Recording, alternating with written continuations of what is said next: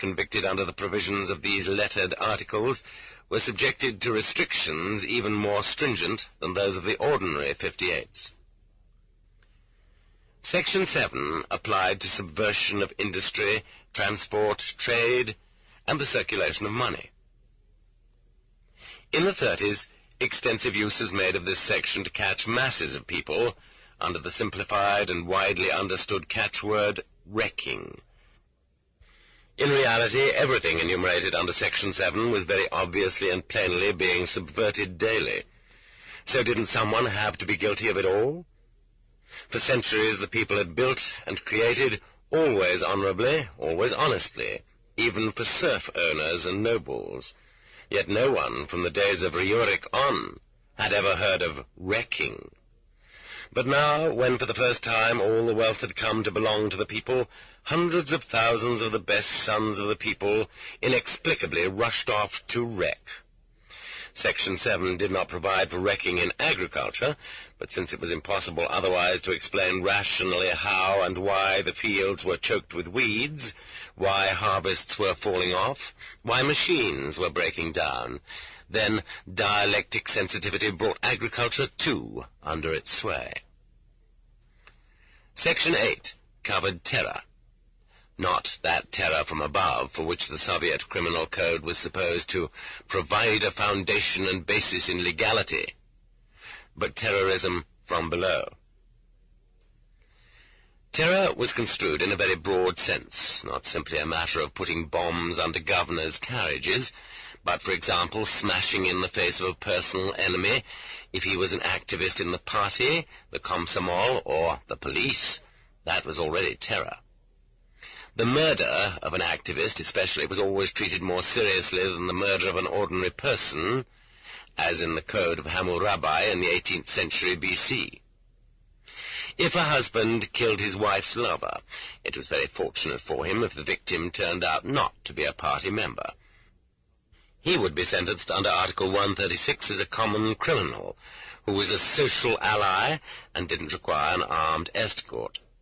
But if the lover turned out to have been a party member, the husband became an enemy of the people, with a 58-8 sentence.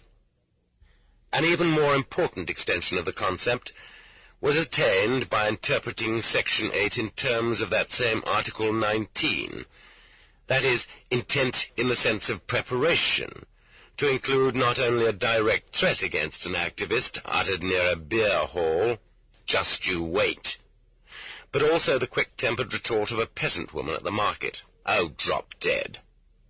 Both qualified as TN, terrorist intent, and provided a basis for applying the article in all its severity. This sounds like an exaggeration, a farce, but it was not I who invented that farce. I was in prison with these individuals. Section 9 concerned destruction or damage by explosion or arson, always with a counter-revolutionary purpose, for which the abbreviated term was diversion, in other words, sabotage. The expansion of this section was based on the fact that the counter-revolutionary purpose could be discerned by the interrogator, who knew best what was going on in the criminal's mind, and every human error, failure, mistake at work or in the production process remained unforgiven, and was therefore considered to be a case of diversion. But there was no section in Article 58 which was interpreted as broadly and with so ardent a revolutionary conscience as Section 10. Its definition was propaganda or agitation containing an appeal for the overthrow, subverting, or weakening of the Soviet power, and equally the dissemination or preparation or possession of literary materials of similar content. For this section in peacetime, a minimum penalty only was set, not any less, not too light. No upper limit was set for the maximum penalty. Such was the fearlessness of the great power when confronted by the word of a subject. The famous extensions of this famous section were as follows: the scope of agitation containing an appeal was enlarged to include a face-to-face conversation between friends, or even between husband and wife, or a private letter. The word appeal could mean personal advice, and we say could mean, because in fact it did. Subverting and weakening the government could include any idea which did not coincide with or rise to the level of intensity of the ideas expressed in the newspaper on any particular day. After all, anything which does not strengthen must weaken. Indeed, anything which does not completely fit in, coincide, subverts.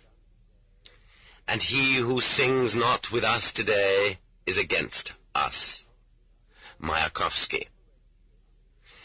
The term preparation of literary materials covered every letter, note, or private diary, even when only the original document existed.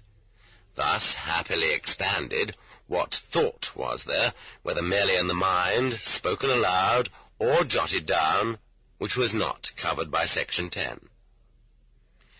Section 11 was a special one. It had no independent content of its own, but provided for an aggravating factor in any of the preceding ones, if the action was undertaken by an organization or if the criminal joined an organization.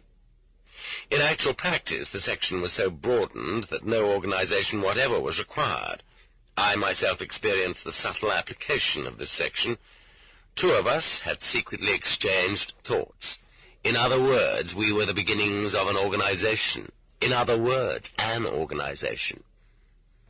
Section 12 concerned itself closely with the conscience of our citizens. It dealt with the failure to make a denunciation of any action of the types listed, and the penalty for the mortal sin of failure to make a denunciation carried no maximum limit. This section was in itself such a fantastic extension of everything else that no further extension was needed. He knew and he did not tell became the equivalent of he did it himself.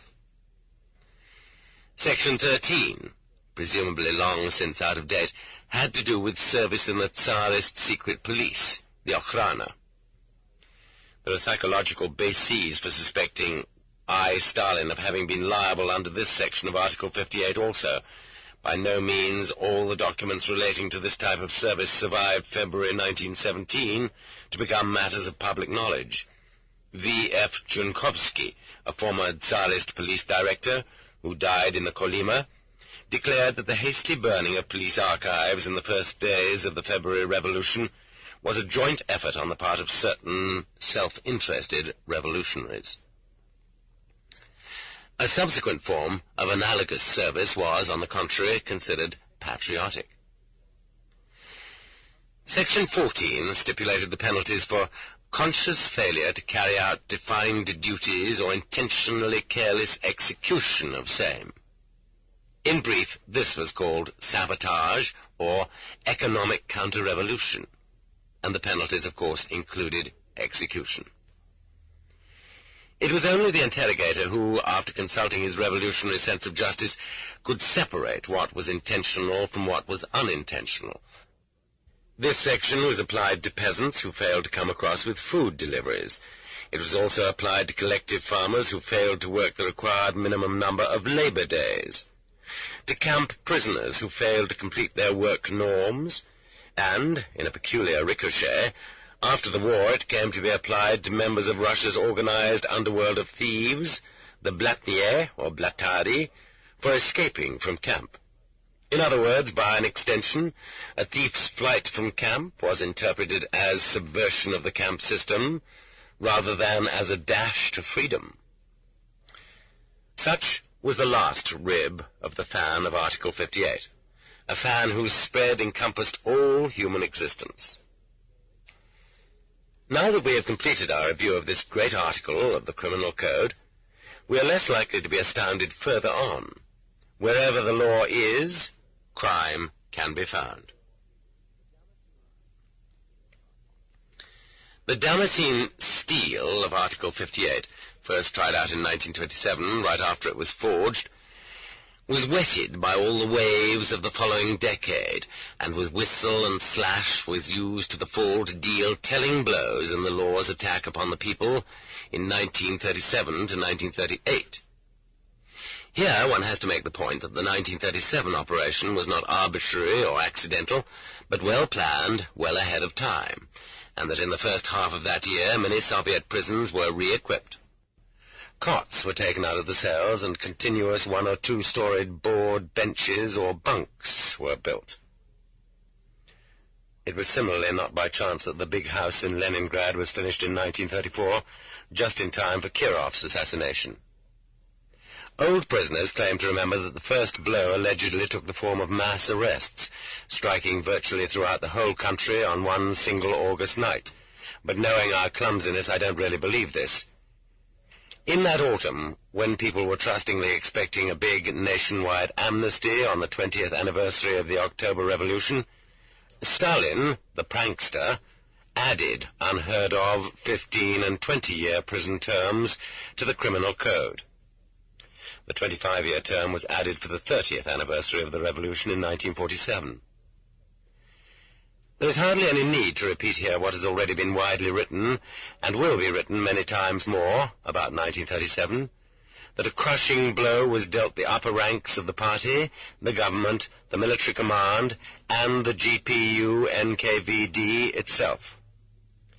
These days, as we observe the Chinese Cultural Revolution at the same stage, in the 17th year after its final victory, we can begin to consider it very likely that there exists a fundamental law of historical development, and even Stalin himself begins to seem only a blind and perfunctory executive agent. There was hardly one province of the Soviet Union in which the first secretary of the party committee or the chairman of the provincial executive committee survived. Stalin picked more suitable people for his purposes. Olga Chavchavadze tells how it was in Tbilisi. In 1938, the chairman of the city executive committee, his first deputy, department chiefs, their assistants, all the chief accountants, all the chief economists were arrested. New ones were appointed in their places. 2 months passed, and the arrest began again. The chairman, the deputy, all 11 department chiefs, all the chief accountants, all the chief economists. The only people left at liberty were ordinary accountants, stenographers, charwomen, and messengers. In the arrest of rank-and-file members of the party, there was evidently a hidden theme not directly stated anywhere in the indictments and verdicts, that arrests should be carried out predominantly among party members who had joined before 1924. This was pursued with particular rigor in Leningrad, because all of them there had signed the platform of the new opposition. And how could they have refused to sign? How could they have refused to trust their Leningrad Provincial Party Committee? Here is one vignette from those years as it actually occurred. A district party conference was underway in Moscow province. It was presided over by a new secretary of the district party committee, replacing one recently arrested. At the conclusion of the conference, a tribute to Comrade Stalin was called for. Of course, everyone stood up, just as everyone had leapt to his feet during the conference at every mention of his name.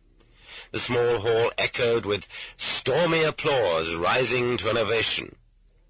For 3 minutes, 4 minutes, 5 minutes, the stormy applause rising to an ovation continued. But palms were getting sore, and raised arms were already aching, and the older people were panting from exhaustion. It was becoming insufferably silly even to those who really adored Stalin. However, who would dare be the first to stop? The secretary of the district party committee could have done it. He was standing on the platform, and it was he who had just called for the ovation. But he was a newcomer. He had taken the place of a man who had been arrested. He was afraid. After all, NKVD men were standing in the hall applauding and watching to see who quit first. And in that obscure, small hall, unknown to the leader, the applause went on 6, 7, 8 minutes. They were done for. Their goose was cooked. They couldn't stop now till they collapsed with heart attacks. At the rear of the hall, which was crowded, they could of course cheat a bit, clap less frequently, less vigorously, not so eagerly, But up there with the Presidium, where everyone could see them, the director of the local paper factory, an independent and strong-minded man, stood with the Presidium. Aware of all the falsity and all the impossibility of the situation, he still kept on applauding. 9 minutes. 10. In anguish, he watched the secretary of the district party committee, but the latter dared not stop. Insanity, to the last man. With make-believe enthusiasm on their faces, looking at each other with faint hope, the district leaders were just going to go on and on applauding till they fell where they stood, till they were carried out of the hall on stretchers, and even then those who were left would not falter. Then, after 11 minutes, the director of the paper factory assumed a business-like expression and sat down in his seat. And oh, a miracle took place. Where had the universal, uninhibited, indescribable enthusiasm gone? To a man, everyone else stopped dead and sat down. They had been saved. The squirrel had been smart enough to jump off his revolving wheel. That, however, was how they discovered who the independent people were, and that was how they went about eliminating them. That same night, the factory director was arrested. They easily pasted 10 years on him on the pretext of something quite different. But after he had signed Form 206, the final document of the interrogation, his interrogator reminded him, "Don't ever be the first to stop applauding." Told to me by N.G. Co. And just what are we supposed to do? How are we supposed to stop? Now that's what Darwin's natural selection is, and that's also how to grind people down with stupidity. But today a new myth is being created. Every story of 1937 that is printed, every reminiscence that is published, relates without exception the tragedy of the communist leaders. They have kept on assuring us, and we have unwittingly fallen for it, that the history of 1937 and 1938 consisted chiefly of the arrests of the big communists, and virtually no one else. But out of the millions arrested at that time, important party and state officials could not possibly have represented more than 10%. Most of the relatives standing in line with food parcels outside the Leningrad prisons were lower-class women, the sort who sold milk. The composition of the hordes who were arrested in that powerful wave and lugged off half-dead to the archipelago was of such fantastic diversity that anyone who wants to deduce the rationale for it scientifically will rack his brain a long time for the answer. To the contemporaries of the purge it was still more incomprehensible. The real law underlying the arrests of those years was the assignment of quotas, the norms set, the planned allocations. Every city, every district, every military unit was assigned a specific quota of arrests to be carried out by a stipulated time. From then on, everything else depended on the ingenuity of the security operations personnel. The former Chekist, Alexander Kalganov, recalls that a telegram arrived in Tashkent. "Send 200. They had just finished one clean-out, and it seemed as if there was no one else to take. Well, true, they had just brought in about 50 more from the districts. And then they had an idea. They would reclassify as 58s all the non-political offenders being held by the police. No sooner said than done. But despite that, they had still not filled the quota. At that precise moment, the police reported that a gypsy band had impudently encamped on one of the city's squares and asked what to do with them. Someone had another bright idea. They surrounded the encampment and raked in all the gypsy men from 17 to 60 as 58s. They had fulfilled the plan. This could happen another way as well. According to Chief of Police Zabolovsky, the Chekists of Ossetia were given a quota of 500 to be shot in the Republic. They asked to have it increased, and they were permitted another 250.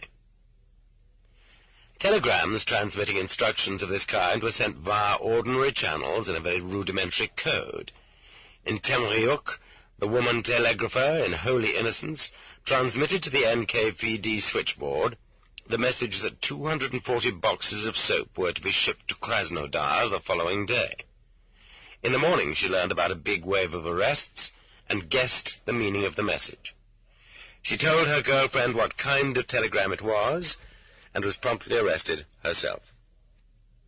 Was it indeed totally by chance that the code words for human beings were a box of soap, or were they familiar with soap making? Of course, certain patterns could be discerned. Among those arrested were our own real spies abroad. These were often the most dedicated Comintern workers and Czechists, and among them were many attractive women. They were called back to the motherland and arrested at the border. They were then confronted with their former Comintern chief, for example Mirov Korona, who confirmed that he himself had been working for one of the foreign intelligence services, which meant that his subordinates were automatically guilty too. And the more dedicated they were, the worse it was for them. Soviet employees of the Chinese Eastern Railroad, the KVZHD, were one and all arrested as Japanese spies, including their wives, children, and grandmothers. But we have to admit these arrests had already begun several years earlier. Koreans from the Far East were sent into exile in Kazakhstan, the first experiment in mass arrests on the basis of race. Leningrad Estonians were all arrested on the strength of having Estonian family names and charged with being anti-communist Estonian spies. All Latvian riflemen and all Latvian Czechists were arrested. Yes, indeed, those very Latvians who had been the midwives of the revolution, who, just a short while before, had constituted the nucleus and the pride of the Cheka. And with them were taken even those communists of bourgeois Latvia who had been exchanged in 1921 and been freed thereby from their dreadful Latvian prison terms of 2 and 3 years. In Leningrad, the Latvian department of the Herzen Institute, the House of Latvian Culture, the Estonian Club, the Latvian Technicum, and the Latvian and Estonian newspapers were all closed down. In the midst of the general to-do, the big solitaire game was finally wound up. All those not yet taken were raked in. There was no longer any reason to keep it secret. The time had come to write finis to the whole game. So now the socialists were taken off to prison in whole exiles, for example, the Ufa exile and the Saratov exile, and they were all sentenced together and driven off in herds to the slaughterhouses of the archipelago. Nowhere was it specifically prescribed that more members of the intelligentsia should be arrested than of other groups, but just as the intelligentsia had never been overlooked in previous waves, it was not neglected in this one. A student's denunciation, and this combination of words, student and denunciation, had ceased to sound outlandish.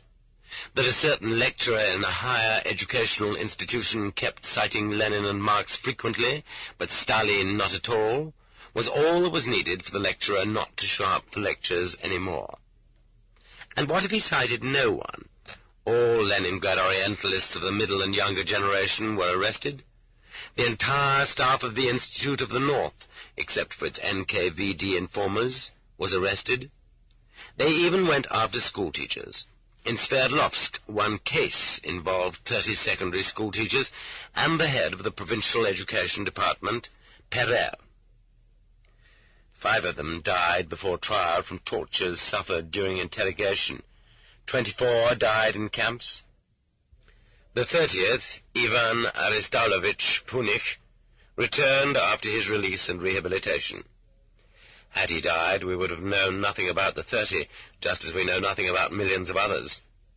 And the many witnesses who testified against them are still there in Sverdlovsk today, prospering, occupying responsible positions, or living on as special pensioners. Darwinian selection. One of the terrible accusations against them was that they had made arrangements to have a New Year's tree in order to burn down the school. And the club fell with the regularity of a pendulum on the heads of the engineers, who by this time were no longer bourgeois, but a whole Soviet generation of engineers. Because of an irregularity in the geological strata, 2 mine tunnels which mine surveyor Nikolai Merkuryevich Mikov had calculated would meet, failed to do so. He got Article 58-7, 20 years.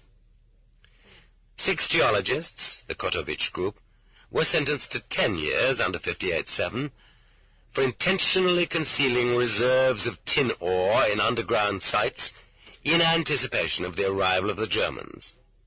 In other words, they had failed to find the deposits.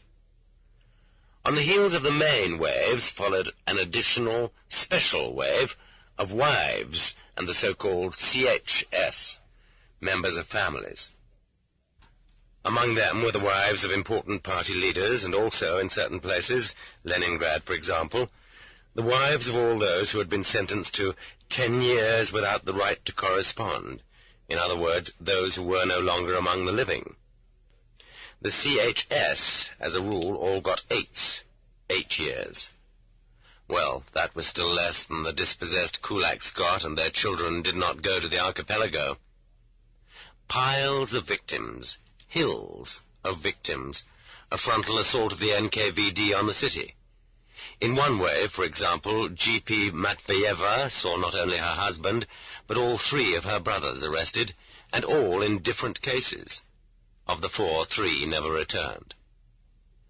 An electrician had a high-tension line break in his sector, 58-7, 20 years. A perm worker, Novikov, was accused of planning to blow up a Kama River bridge. In that same city of Perm, Zhuzhakov was arrested during the day, and at night they came for his wife. They presented her with a list of names and demanded that she sign a confession that they had all met in her house at a Menshevik SR meeting. Of course they had not. They promised in return to let her out to be with her 3 children. She signed, destroying all those listed, and of course she herself remained in prison. Nadezhda Yudenich was arrested because of her family name. True, they established after 9 months that she was not related to the white general, and they let her out. A mere trifle. During that time her mother had died of worry. The film Lenin in October was shown in Staraya Russa. Someone present noticed the phrase in the film, "Palchinsky must know." Palchinsky was defending the Winter Palace. "But we have a nurse working here named Palchinskaya. Arrest her." They did arrest her, and it turned out that she actually was his wife, who had hidden in the provinces following his execution. In 1930, as small boys, the 3 brothers Pavel, Ivan, and Stepan Borushko came to the Soviet Union from Poland to live with their parents. Now, as young men, they were arrested for PSH, suspicion of espionage, and got 10 years. A streetcar motorwoman of Krasnodar was returning on foot late at night from the car depot. On the outskirts of the city, to her misfortune, she passed some people working to free a truck that had gotten stuck. It turned out to be full of corpses, hands and legs stuck out from beneath the canvas. They wrote down her name, and the next day she was arrested. The interrogator asked her what she had seen. She told him truthfully. Darwinian selection. Anti-Soviet agitation, 10 years. A plumber turned off the loudspeaker in his room every time the endless letters to Stalin were being read. Who remembers them? They went on and on every day for hours, stupefyingly identical. Levitan, the announcer, probably remembers them well. He used to read them in rolling tones, with great expression. His next-door neighbor denounced him. Where, oh where, is that neighbor today? He got SOE, socially dangerous element, 8 years. A half-literate stove-maker used to enjoy writing his name in his free time. This raised his self-esteem. There was no blank paper around, so he wrote on newspapers. His neighbors found his newspaper in the sack in the communal toilet, with pen and ink flourishes across the countenance of the father and teacher. Anti-Soviet agitation, 10 years.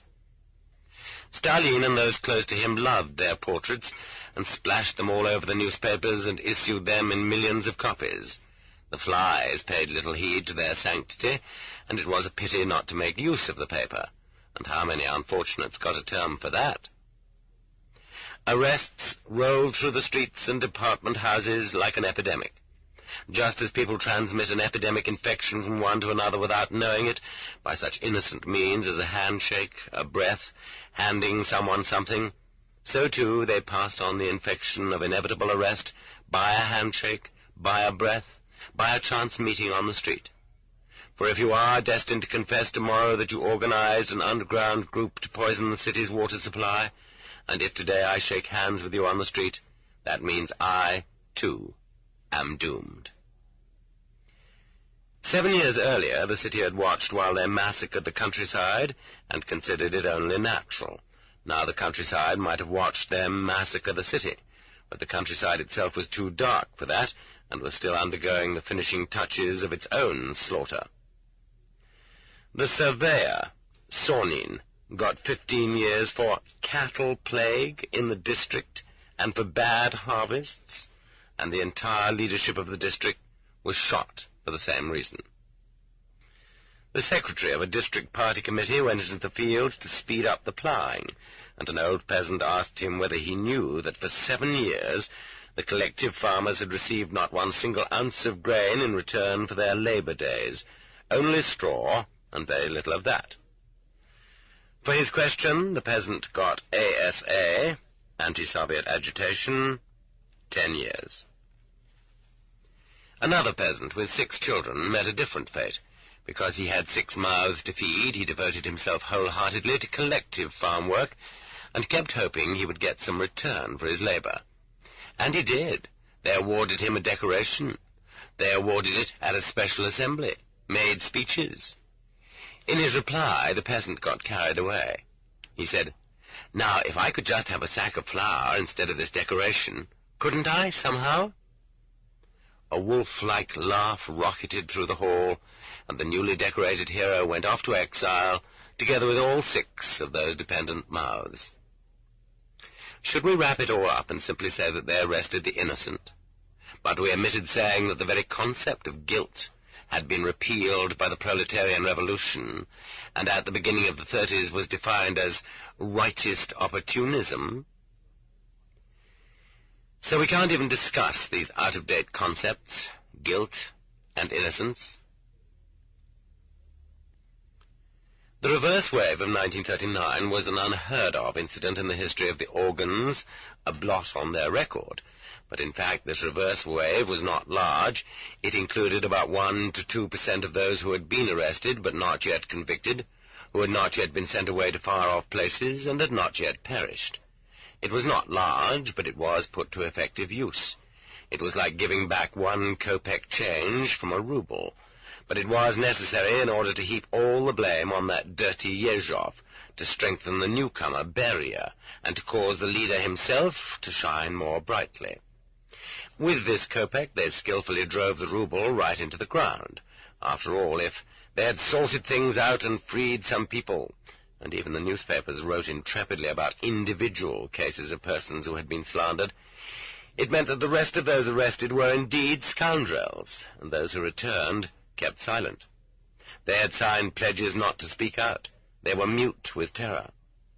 And there were very few who knew even a little about the secrets of the archipelago. The distinction was as before, Black Mariahs at night and demonstrations by day. But for that matter, they soon took that kopeck back, during those same years and via those same sections of the boundless Article 58. Well, who in 1940 noticed the wave of wives arrested for failure to renounce their husbands? And who in Tambov remembers that during that year of peace they arrested an entire jazz orchestra playing at the modern cinema theater because they all turned out to be enemies of the people? And who noticed the 30,000 Czechs who in 1939 fled from occupied Czechoslovakia to their Slavic kinfolk in the USSR? It was impossible to guarantee that a single one of them was not a spy. They sent them all off to northern camps. And it was out of those camps that the Czechoslovak Corps materialized during the war. And was it not indeed in 1939 that we reached out our helping hands to the West Ukrainians and the West Byelorussians, and in 1940 to the Baltic states and the Moldavians? It turned out that our brothers badly needed to be purged, and from them, too, flowed waves of social prophylaxis. They took those who were too independent, too influential, along with those who were too well-to-do, too intelligent, too noteworthy. They took, particularly, many Poles from former Polish provinces. It was then that ill-fated Katyn was filled up, and then, too, that in the northern camps they stockpiled fodder for the future army of Sikorsky and Anders. They arrested officers everywhere. Thus the population was shaken up, forced into silence, and left without any possible leaders of resistance. Thus it was that wisdom was instilled, that former ties and former friendships were cut off. Finland ceded its isthmus to us with zero population. Nevertheless, the removal and resettlement of all persons with Finnish blood took place throughout Soviet Karelia and in Leningrad in 1940. We didn't notice that wavelet. We have no Finnish blood. In the Finnish War, we undertook our first experiment in convicting our war prisoners as traitors to the motherland, the first such experiment in human history, and would you believe it? We didn't notice. That was the rehearsal. Just at that moment the war burst upon us, and with it a massive retreat. It was essential to evacuate swiftly everyone who could be got out of the Western republics that were being abandoned to the enemy. In the rush, entire military units, regiments, anti-aircraft and artillery batteries were left behind intact in Lithuania. But they still managed to get out several thousand families of unreliable Lithuanians. 4,000 of them were subsequently turned over to be plundered by thieves in camp at Krasnoyarsk. From June the 23rd on, in Latvia and Estonia, they speeded up the arrests. But the ground was burning under them, and they were forced to leave even faster. They forgot to take whole fortresses with them, like the one at Brest. But they did not forget to shoot down political prisoners in the cells and courtyards of Lvov, Rovno, Tallinn, and many other western prisons. In the Tartu prison, they shot 192 prisoners and threw their corpses down a well. How can one visualize it? You know nothing. The door of your cell opens, and they shoot you. You cry out in your death agony, and there is no one to hear your cries or tell of them except the prison stones. They say, however, that there were some who weren't successfully finished off, and we may someday read a book about that, too. In the rear, the first wartime wave was for those spreading rumors and panic. That was the language of a special decree outside the code, issued in the first days of the war. I myself almost felt the impact of that decree. I was standing in line at the bread store when a policeman called me out and took me off for the sake of his score. If it had not been for a fortunate intervention, I might have started out in Gulag right away, instead of going off to war. This was just a trial bloodletting in order to maintain a general state of tension. They gave everyone 10 years for it, but it was not considered part of Article 58, and therefore those few who survived the wartime camps were amnestied in 1945. Then there was a wave of those who failed to turn in radio receivers, or radio parts. For one radio tube found, as a result of denunciation, they gave 10 years. Then there was the wave of Germans living on the Volga, colonists in the Ukraine and the North Caucasus, and all Germans in general who lived anywhere in the Soviet Union. The determining factor here was blood, and even heroes of the Civil War and old members of the party who were German were sent off into exile. They judged blood by family name. The design engineer, Vasily Okorokov, had found it inconvenient to sign his drawings with his real name. Consequently, in the 30s, when it was still legally possible, he had changed his name to Robert Stecker. It was elegant, and he was able to work up a good-looking professional signature with it. Now he was arrested as a German, and given no chance to prove he was not. So he was exiled. "Is this your real name? What assignments were you given by the fascist intelligence service?" Then there was that native of Tambov whose real name was Kaverdzenev, and who changed it to Kolba in 1918. At what point did he share Okorokov's fate? In essence, the exile of the Germans was similar to the dispossession of the kulaks, but it was less harsh, since the Germans were allowed to take more of their possessions with them, and were not sent off to such fatal, deadly areas. As had been the case with the kulaks, the German exile had no juridical basis. The criminal code in itself was one thing, and the exile of hundreds of thousands of people was something else entirely. It was the personal edict of a monarch. In addition, This was his first experiment of the sort with an entire nationality, and he found it extremely interesting from a theoretical point of view. By the end of the summer of 1941, becoming bigger in the autumn, the wave of the encircled was surging in.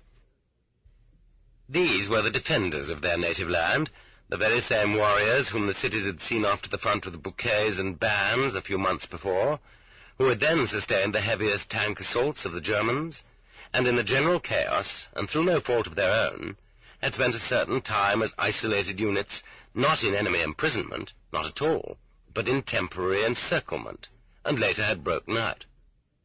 And instead of being given a brotherly embrace on their return, such as every other army in the world would have given them, instead of being given a chance to rest up, to visit their families, and then return to their units, they were held on suspicion, disarmed, deprived of all rights, and taken away in groups to identification points and screening centers, where officers of the special branches started interrogating them, distrusting not only their every word, but their very identity.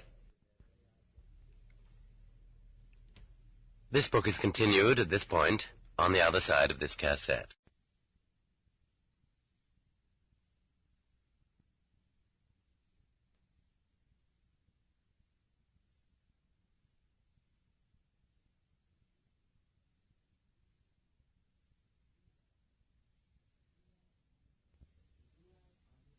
The Gulag Archipelago, Volume 1, Section 1, continued.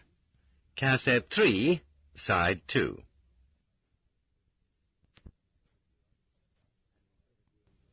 And instead of being given a brotherly embrace on their return, such as every other army in the world would have given them, instead of being given a chance to rest up, to visit their families, and then return to their units, they were held on suspicion, disarmed, deprived of all rights, and taken away in groups to identification points and screening centers, where officers of the special branches started interrogating them, distrusting not only their every word, but their very identity.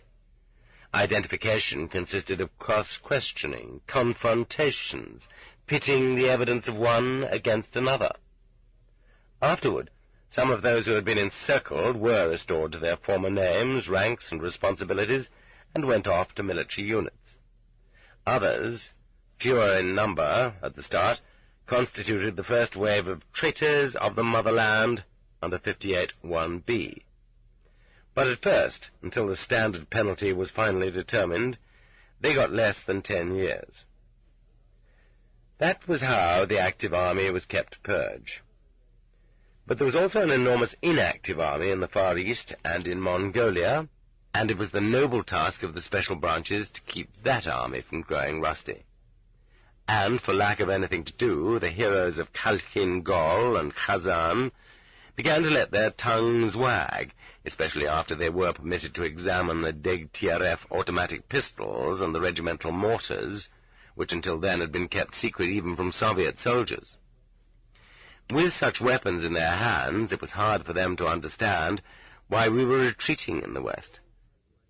With all Siberia and the Urals between them and European Russia, it was not easy for them to grasp that in retreating 70 miles a day, we were simply repeating the Kutuzov entrapment maneuver. Their comprehension could be helped along only by means of a wave from the Eastern Army, and at that point lips tightened and faith became steely. It was obvious that a wave had also to roll in high places, of those to blame for the retreat. After all, it was not the great strategist who was at fault. It was a small wave, just 100 men, a general's wave. They were in Moscow prisons by the summer of 1941, and in October 1941 they were sent off on a prisoner transport. Most of the generals were from the Air Force. Among them were Air Force Commander Smushkevich and General Ptukhin, who is known to have said, "If I had known, I would have first bombed our dear father and then gone off to prison." And there were others. The victory outside Moscow gave rise to a new wave, guilty Muscovites. Looking at things after the event, it turned out that these Muscovites who had not run away and who had not been evacuated, but had fearlessly remained in the threatened capital, which had been abandoned by the authorities, were by that very token under suspicion either of subverting governmental authority, 58-10, or of staying on to await the Germans, 58-1A via 19, a wave which kept on providing fodder for the interrogators of Moscow and Leningrad right up to 1945. It need hardly be said that 58-10, ASA, anti-Soviet agitation, never let up but hovered over the front and in the rear throughout the war. Sentences under 58-10 were handed out to evacuees who talked about the horrors of the retreat. It was clear from the newspapers that the retreat was proceeding according to plan. To those in the rear who were guilty of the slanderous rumor that rations were meager. To those at the front who were guilty of the slanderous rumor that the Germans had excellent equipment. And to those everywhere who in 1942 were guilty of the slanderous rumor that people were dying of starvation in blockaded Leningrad. During that same year, after the disasters at Kerch, 120,000 prisoners, at Kharkov, even more, and in the course of the big southern retreat to the Caucasus and the Volga, another very important wave of officers and soldiers was pumped through, those who refused to stand the death, and who retreated without permission, the men whom, in the words of Stalin's immortal Order No. 227, the motherland could not forgive for the shame they had caused her. This wave, however, never reached Gulag. After accelerated processing by divisional tribunals, it was, to a man, herded into punishment battalions and was soaked up in the red sand of advanced positions, leaving not a trace. Thus was cemented the foundation of the Stalingrad victory, but it has found no place in the usual Russian history and exists only in the private history of the sewage system. Incidentally, we are here trying to identify only those waves which came into Gulag from outside. There was, after all, an incessant internal recirculation from reservoir to reservoir through the system of so-called sentencing in camp, which was particularly rampant during the war years. But we are not considering those in this chapter. Conscientiousness requires that we recall also the reverse waves of wartime, the previously mentioned Czechs and Poles who were released, as well as criminals released for service at the front. From 1943 on, when the war turned in our favor, there began the multi-million wave from the occupied territories and from Europe, which got larger every year up to 1946.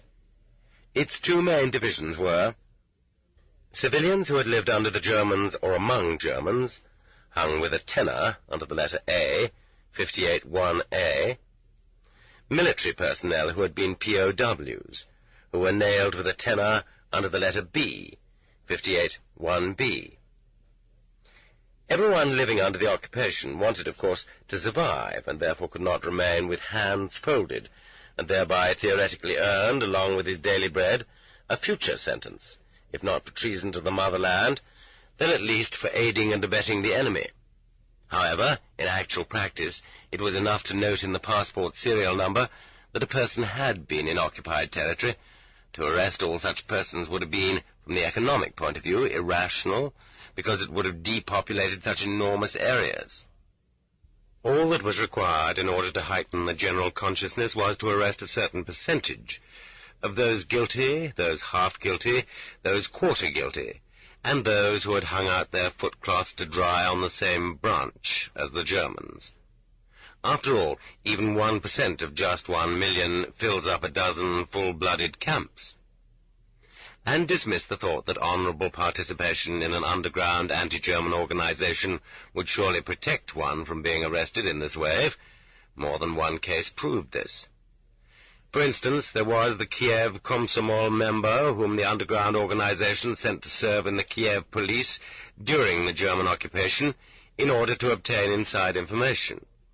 The boy kept the Komsomol honestly informed about everything, but when our forces arrived on the scene, he got his tenor because he couldn't, while serving in the police, fail to acquire some of the enemy's spirit or to carry out some enemy orders.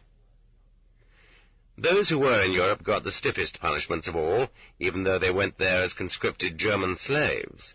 That was because they had seen something of European life and could talk about it. and their stories, which made unpleasant listening for us, except of course for the travel notes of sensible writers, were especially unpleasant during the post-war years of ruin and disorganization. Not everyone, after all, was able to report that things in Europe were hopelessly bad, and that it was absolutely impossible to live there. That also was the reason why they sentenced the majority of war prisoners. It was not simply because they had allowed themselves to be captured, particularly those POWs who had seen a little more of the West than a German death camp. That was not such a clear-cut decision at the start. Even in 1943 there were certain separate waves which were like no others, like the so-called Africans, who bore this nickname for a long time at the Vorkuta construction projects. These were Russian war prisoners of the Germans, who had been taken prisoner a second time when the Americans captured them from Rommel's army in Africa, the Hiwi. In 1943 they were sent in Studebakers through Egypt, Iraq, and Iran to their motherland, and on a desert gulf of the Caspian they were immediately put behind barbed wire. The police who received them ripped off their military insignia and liberated them of all things the Americans had given them, keeping them for themselves, of course, not turning them over to the state. Then they sent them off to Vorkuta to await special orders without, due to inexperience, sentencing them to a specific term under any article of the code. These Africans lived in Vorkuta in a betwixt-and-between condition. They were not under guard, but they were given no passes, and without passes they could not take so much as one step in Vorkuta. They were paid wages at the same rate as free workers, but they were treated like prisoners. And the special orders never did come. They were forgotten men. This was obvious from the fact that interned persons were sentenced as severely as POWs. For example, during the first days of the war, one of our destroyers went aground on Swedish territory. Its crew proceeded to live freely in Sweden during all the rest of the war, and in such comfort and plenty as they had never experienced before and would never experience again. The USSR retreated, attacked, starved, and died, while those scoundrels stuffed their neutral mugs. After the war, Sweden returned them to us along with the destroyer. Their treason to the motherland was indubitable, but somehow the case didn't get off the ground. They let them go their different ways, and then pasted them with anti-Soviet agitation for their lovely stories in praise of freedom and good eating in capitalist Sweden. This was the Kadenko group. What happened to this group later makes an anecdote. In camp they kept their mouths shut about Sweden, fearing they'd get a second term. But people in Sweden somehow found out about their fate and published slanderous reports in the press. By that time the boys were scattered far and near among various camps. Suddenly, on the strength of special orders, they were all yanked out and taken to the Kresty prison in Leningrad. There they were fed for 2 months, as though for slaughter, and allowed to let their hair grow. Then they were dressed with modest elegance, rehearsed on what to say and to whom, and warned that any bastard who dared to squeak out of turn would get a bullet in his skull. And they were led off to a press conference for selected foreign journalists and some others who had known the entire crew in Sweden. The former internees bore themselves cheerfully, described where they were living, studying, and working, and expressed their indignation at the bourgeois slander they had read about not long before in the Western press. After all, Western papers are sold in the Soviet Union at every corner newsstand. And so they had written to one another and decided to gather in Leningrad. Their travel expenses didn't bother them in the least. Their fresh, shiny appearance completely gave the lie to the newspaper canard. The discredited journalists went off to write their apologies. It was wholly inconceivable to the Western imagination that there could be any other explanation. And the men who had been the subjects of the interview were taken off to a bath, had their hair cut off again, were dressed in their former rags, and sent back to the same camps. But because they had conducted themselves properly, none of them was given a second term. Within the overall wave of those from formerly occupied areas, there followed, one after another, the quick and compact waves of the nationalities which had transgressed. In 1943, the Kalmyks, Chechens, Ingush, and Balkars.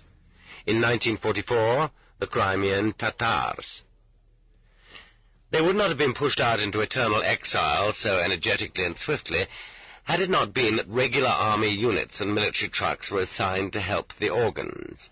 The military units gallantly surrounded the owls, or settlements, and within 24 hours, with the speed of a parachute attack, those who had nested there for centuries past found themselves removed to railroad stations, loaded by the trainload, and rushed off to Siberia, Kazakhstan, Central Asia, and the Russian north. Within one day, their land and their property had been turned over to their heirs. What had happened to the Germans at the beginning of the war now happened to these nationalities. They were exiled solely on the basis of blood. There was no filling out of questionnaires. Party members, heroes of labour, and heroes of the still unfinished war were all sent along with the rest. During the last years of the war, of course, there was a wave of German war criminals who were selected from the POW camps and transferred by court verdict to the jurisdiction of Gulag. In 1945, even though the war with Japan didn't last 3 weeks, great numbers of Japanese war prisoners were raked in for urgent construction projects in Siberia and Central Asia, and the same process of selecting war criminals for Gulag was carried out among them. Without knowing the details, I am nevertheless convinced that a great many of these Japanese could not have been sentenced legitimately. It was an act of revenge, as well as a means of holding on to manpower for as long a period as possible. At the end of 1944, when our army entered the Balkans, and especially in 1945, when it reached into Central Europe, a wave of Russian émigrés flowed through the channels of Gulag. Most were old men who had left at the time of the revolution, but there were also young people who had grown up outside Russia. They usually dragged off the menfolk and left the women and children where they were. It is true that they did not take everyone, but they took all those who, in the course of 25 years, had expressed even the mildest political views, or who had expressed them earlier during the revolution. They did not touch those who had lived a purely vegetable existence. The main waves came from Bulgaria, Yugoslavia, and Czechoslovakia. There were fewer from Austria and Germany.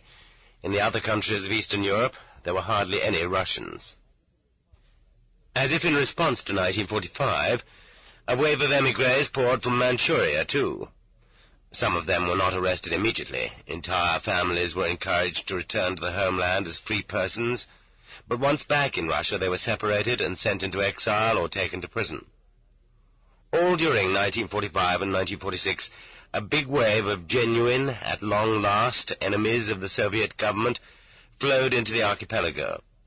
These were the Vlasov men, the Krasnov Cossacks, and Muslims from the national units created under Hitler. Some of them had acted out of conviction, others had been merely involuntary participants. Along with them were seized not less than 1 million fugitives from the Soviet government, civilians of all ages and of both sexes, who had been fortunate enough to find shelter on Allied territory, but who in 1946 to 1947 were perfidiously returned by Allied authorities into Soviet hands. It is surprising that in the West, where political secrets cannot be kept long, since they inevitably come out in print or are disclosed, the secret of this particular act of betrayal has been very well and carefully kept by the British and American governments. This is truly the last secret, or one of the last, of the Second World War. Having often encountered these people in camps, I was unable to believe for a whole quarter-century that the public in the West knew nothing of this action of the Western governments, this massive handing over of ordinary Russian people to retribution and death. Not until 1973, in the Sunday Oklahoman of January the 21st, was an article by Julius Epstein published. And I am here going to be so bold as to express gratitude on behalf of the mass of those who perished and those few left alive. One random little document was published from the many volumes of the hitherto concealed case history of forced repatriation to the Soviet Union. After having remained unmolested in British hands for 2 years, they had allowed themselves to be lulled into a false sense of security, and they were therefore taken completely by surprise. They did not realize they were being repatriated. They were mainly simple peasants with bitter personal grievances against the Bolsheviks. The English authorities gave them the treatment reserved in the case of every other nation for war criminals alone, that of being handed over against their will to captors who, incidentally, were not expected to give them a fair trial. They were all sent to destruction on the archipelago. Author's note, dated 1973. A certain number of Poles, members of the Home Army, followers of Mikolajczyk, arrived in Gulag in 1945 via our prisons. There were a certain number of Romanians and Hungarians. At war's end, and for many years after, there flowed uninterruptedly an abundant wave of Ukrainian nationalists, the Banderovtsi. Against the background of this enormous post-war displacement of millions, few paid much attention to such small waves as foreigners' girlfriends in 1946 to 1947. In other words, Soviet girls who went out with foreigners. They sentenced these girls under Article 735 SOE, socially dangerous element. Spanish children, the same children who had been taken from their homeland during the Spanish Civil War, but who were adults by the end of World War II. Raised in our boarding schools, they nonetheless fitted very poorly into our life. Many longed to go home. They, too, were given 735 SOE, socially dangerous element. And those who were particularly stubborn got 58-6, espionage on behalf of America. In fairness, we must not forget the brief reverse wave of priests in 1947. Yes, a miracle. For the first time in 30 years, they freed priests. They didn't actually go about seeking them out in camps. But whenever a priest was known to people in freedom, and whenever a name and exact location could be provided, the individual priests in question were sent out to freedom in order to strengthen the church, which at that time was being revived. That's streamer RNG. We have to remind our readers once again that this chapter does not attempt by any means to list all the waves which fertilized Gulag, but only those which had a political coloration. And just as, in a course in physiology, after a detailed description of the circulation of the blood, one can begin over again and describe in detail the lymphatic system, one could begin again and describe the waves of non-political offenders and habitual criminals from 1918 to 1953. And this description, too, would run long. It would bring to light many famous decrees, now in part forgotten, even though they have never been repealed, which supplied abundant human material for the insatiable archipelago. One was the decree on absenteeism. One was the decree on production of bad quality goods. Another was on samogon, moonshine, distilling. Its peak period was 1922, but arrests for this were constant throughout the 20s. And the decree on the punishment of collective farmers for failure to fulfill the obligatory norm of labor days. And the decree on the introduction of military discipline on railroads, issued in April 1943, not at the beginning of the war, but when it had already taken a turn for the better. In accordance with the ancient Petrine tradition, these decrees always put in an appearance as the most important element in all our legislation, but without any comprehension of or reference to the whole of our previous legislation. Learned jurists were supposed to coordinate the branches of the law, but they were not particularly energetic at it, nor particularly successful either. This steady pulse of decrees led to a curious national pattern of violations and crimes. One could easily recognize that neither burglary, nor murder, nor samogon distilling, nor rape ever seemed to occur at random intervals or in random places throughout the country as a result of human weakness, lust, or failure to control one's passions. By no means. One detected instead a surprising unanimity and monotony in the crimes committed. The entire Soviet Union would be in a turmoil of rape alone, or murder alone, or samogon distilling alone, each in its turn, in sensitive reaction to the latest government decree. Each particular crime or violation seemed somehow to be playing into the hands of the latest decree, so that it would disappear from the scene that much faster. At that precise moment, the particular crime which had just been foreseen, and for which wise new legislation had just provided stricter punishment, would explode simultaneously everywhere. The decree on the militarization of railroads crowded the military tribunals with the women and adolescents who did most of the work on the railroads during the war years, and who, having received no barracks training beforehand, were those mostly involved in delays and violations. The decree on failure to fulfill the obligatory norm of labor days greatly simplified the procedure for removing from the scene those collective farmers who were dissatisfied with receiving for their labor mere Labor Day points in the farm account books, and wanted produce instead, whereas previously their cases had required a trial based on the article of the Code relating to economic counter-revolution. Now it was enough to produce a collective farm decree confirmed by the District Executive Committee. And even then, these collective farmers, although they were sent into exile, must have been relieved to know that they were not listed as enemies of the people. The obligatory norm of labor days was different in different areas, the easiest of all being among the peoples of the Caucasus, 75 labor days a year.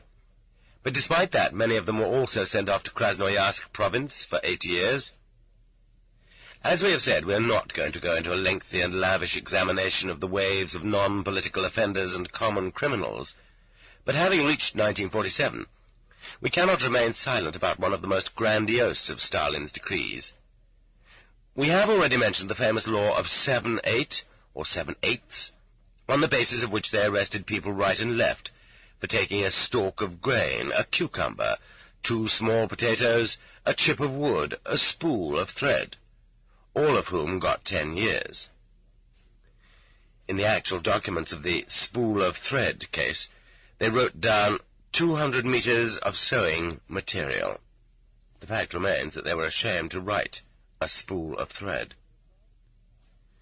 But the requirements of the times, as Stalin understood them, had changed, and the tenor, which had seemed adequate on the eve of a terrible war, seemed now, in the wake of a worldwide historical victory, inadequate. And so again, in complete disregard of the Code, and totally overlooking the fact that many different articles and decrees on the subject of thefts and robberies already existed, on June the 4th, 1947, a decree was issued which outdid them all. It was instantly christened 4/6 by the undismayed prisoners. The advantages of the new decree lay first of all in its newness. From the very moment it appeared, a torrent of the crimes it specified would be bound to burst forth, thereby providing an abundant wave of newly sentenced prisoners. But it offered an even greater advantage in prison terms. If a young girl sent into the fields to get a few ears of grain took along 2 friends for company, an organized gang, or some 12-year-old youngsters went after cucumbers or apples, they were liable to get 20 years in camp. In factories, the maximum sentence was raised to 25 years. This sentence, called the quarter, had been introduced a few days earlier to replace the death penalty, which had been abolished as a humane act. And the death penalty itself was kept veiled for a brief period only. The veil was removed amid a show of bared fangs 2.5 years later, in January 1950. And then, at long last, an ancient shortcoming of the law was corrected. Previously, the only failure to make a denunciation which qualified as a crime against the state had been in connection with political offences. But now, simple failure to report the theft of state or collective farm property earned 3 years of camp or 7 years of exile. In the years immediately following this decree, whole divisions from the countryside and the cities were sent off to cultivate the islands of Gulag in place of the natives who had died off there. True, these waves were processed through the police and the ordinary courts, and did not clog the channels of state security, which, even without them, were overstrained in the post-war years. Stalin's new line, suggesting that it was necessary, in the wake of the victory over fascism, to jail more people more energetically and for longer terms than ever before, had immediate repercussions, of course, on political prisoners. The year 1948-1949, notable throughout Soviet public life for intensified persecution and vigilance, was marked by one tragi-comedy hitherto unheard of even in Stalinist anti-justice. That of the repeaters. That is what, in the language of Gulag, they called those still undestroyed unfortunates of 1937 vintage, who had succeeded in surviving 10 impossible, unendurable years, and who in 1947 to 1948 had timidly stepped forth onto the land of freedom. Worn out, broken in health, but hoping to live out in peace what little of their lives remained.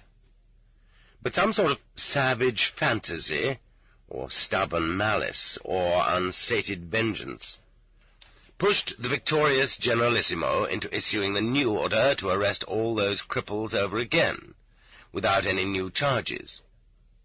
It was even disadvantageous, both economically and politically, to clog the meat grinder with its own refuse. But Stalin issued the order anyway. Here was a case in which a historical personality simply behaved capriciously toward historical necessity. And so it was necessary to take all of them, though they had hardly had a chance to attach themselves to new places or new families. They were rounded up with much the same weary indolence they themselves now returned with. They knew beforehand the whole way of the cross ahead. They did not ask, "What for?" and they did not say to their families, "I'll be back." They put on their shabbiest rags, poured some makhorka into their camp tobacco pouches, and went off to sign the deposition. Only one question. "Are you the one who was in prison?" "Yes." "Take 10 more. At this point, the autocrat decided it wasn't enough to arrest just those who had survived since 1937. What about the children of his sworn enemies? They, too, must be imprisoned. They were growing up, and they might have notions of vengeance. He may have had a heavy dinner and had a nightmare about those children. They went through the lists, looked around, and arrested children, but not very many. They arrested the children of the purged army commanders, but not all the children of Trotskyites. And so the wave of the vengeful children came into being. Among such children were 17-year-old Lena Kozaryeva and 35-year-old Yelena Rabokskaya. By 1948, after the great European displacement, Stalin had succeeded once again in tightly barricading himself in and pulling the ceiling down closer to him. In this reduced space he had recreated the tension of 1937. And so, in 1948, 1949, and 1950, there flowed past alleged spies. 10 years earlier they had been German and Japanese, now they were Anglo-American. Believers, this wave non-orthodox for the most part. Those geneticists and plant breeders, disciples of the late Vavilov and of Mendel, who had not previously been arrested. Just plain ordinary thinking people, and students with particular severity, who had not been sufficiently scared away from the West. It was fashionable to charge them with VAT, praise of American technology, VAD, praise of American democracy, and PZ, toadyism toward the West. These waves were not unlike those of 1937, but the sentences were different. The standard sentence was no longer the patriarchal 10-ruble bill, but the new Stalinist 25. By now the tenor was for juveniles. There was a good-sized wave from the new decree on revealing state secrets.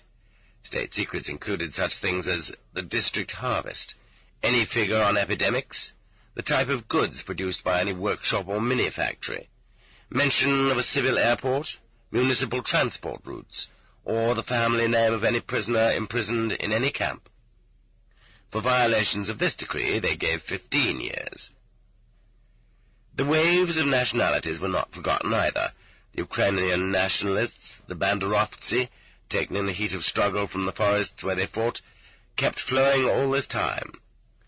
Simultaneously, all West Ukrainian country people received tenors and fivers in camps and exile, presumably for having had connections with the partisans. Someone had let them spend the night. Someone had once fed them. Someone had not reported them. For about a year, starting in 1950, a wave of wives of Banderovtsi was underway. They gave them each 10 years for failure to make a denunciation, so as to finish off their husbands faster. By this time, resistance in Lithuania and Estonia had already come to an end, but in 1949, new waves of new social prophylaxis to assure collectivization kept coming. They took whole trainloads of city dwellers and peasants from the 3 Baltic republics into Siberian exile. The historical rhythm was disrupted in these republics. They were forced to recapitulate in brief, limited periods the more extended experience of the rest of the country. In 1948, one more nationalist wave went into exile, that of the Greeks who inhabited the areas around the Sea of Azov, the Kuban, and Sukhumi. They had done nothing to offend the father during the war, but now he avenged himself on them for his failure in Greece, or so it seemed. This wave, too, was evidently the fruit of his personal insanity. The majority of the Greeks ended up in Central Asian exile. Those who voiced their discontent were thrown into political prisons. Around 1950, to avenge the same lost war, or perhaps just to balance those already in exile, the Greek rebels from Marcos's army, who had been turned over to us by Bulgaria, were themselves shipped off to the archipelago. During the last years of Stalin's life, a wave of Jews became noticeable. From 1950 on, they were hauled in, little by little, as cosmopolites, and that was why the doctor's case was cooked up. It would appear that Stalin intended to arrange a great massacre of the Jews. It has always been impossible to learn the truth about anything in our country, now and always and from the beginning. But according to Moscow rumors, Stalin's plan was this. At the beginning of March, the doctor murderers were to be hanged on Red Square. The aroused patriots, spurred on naturally by instructors, were to rush into an anti-Jewish pogrom. At this point, the government, and here Stalin's character can be divined, can it not, would intervene generously to save the Jews from the wrath of the people, and that same night would remove them from Moscow to the far east in Siberia, where barracks had already been prepared for them. But this became the first plan of his life to fail. God told him, apparently with the help of human hands, to depart from his rib cage. The preceding exposition should have made it clear, one would think, that in the removal of millions and in the populating of Gulag, consistent, cold-blooded planning and never-weakening persistence were at work. That we never did have any empty prisons, merely prisons which were full or prisons which were very, very overcrowded. And that while you occupied yourself to your heart's content studying the safe secrets of the atomic nucleus, researching the influence of Heidegger on Sartre, or collecting Picasso reproductions, while you rode off in your railroad sleeping compartment to vacation resorts, or finished building your country house near Moscow. The Black Marias rolled incessantly through the streets, and the Gaybisti, the state security men, knocked at doors and rang doorbells. And I think this exposition proves that the organs always earned their pay.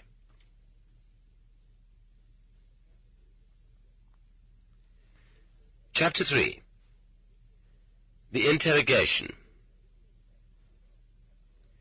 If the intellectuals in the plays of Chekhov, who spent all their time guessing what would happen in 20, 30, or 40 years, had been told that in 40 years interrogation by torture would be practiced in Russia, that prisoners would have their skulls squeezed within iron rings, that a human being would be lowered into an acid bath, that they would be trussed up naked to be bitten by ants and bedbugs, that a ramrod heated over a primer stove would be thrust up their anal canal, the secret brand, that a man's genitals would be slowly crushed beneath the toe of a jackboot, and that, in the luckiest possible circumstances, prisoners would be tortured by being kept from sleeping for a week, by thirst, and by being beaten to a bloody pulp. Not one of Chekhov's plays would have gotten to its end, because all the heroes would have gone off to insane asylums. Yes, not only Chekhov's heroes, but what normal Russian at the beginning of the century, including any member of the Russian Social Democratic Workers' Party, could have believed, would have tolerated such a slander against the bright future. What had been acceptable under Tsar Alexei Mikhailovich in the 17th century, what had already been regarded as barbarism under Peter the Great, what might have been used against 10 or 20 people in all during the time of Biron in the mid-18th century, what had already become totally impossible under Catherine the Great, was all being practiced during the flowering of the glorious 20th century, in a society based on socialist principles, and at a time when airplanes were flying and the radio and talking films had already appeared, not by one scoundrel alone in one secret place only, but by tens of thousands of specially trained human beasts standing over millions of defenseless victims. Was it only that explosion of atavism which is now evasively called the cult of personality that was so horrible? Or was it even more horrible that during those same years, in 1937 itself, we celebrated Pushkin's centennial, and that we shamelessly continued to stage those self-same Chekhov plays, even though the answers to them had already come in? Is it not still more dreadful that we are now being told, 30 years later, don't talk about it? If we start to recall the sufferings of millions, we are told it will distort the historical perspective. If we doggedly seek out the essence of our morality, we are told it will darken our material progress. Let's think rather about the blast furnaces, the rolling mills that were built, the canals that were dug. No, better not talk about the canals. Then maybe about the gold of the Kolyma.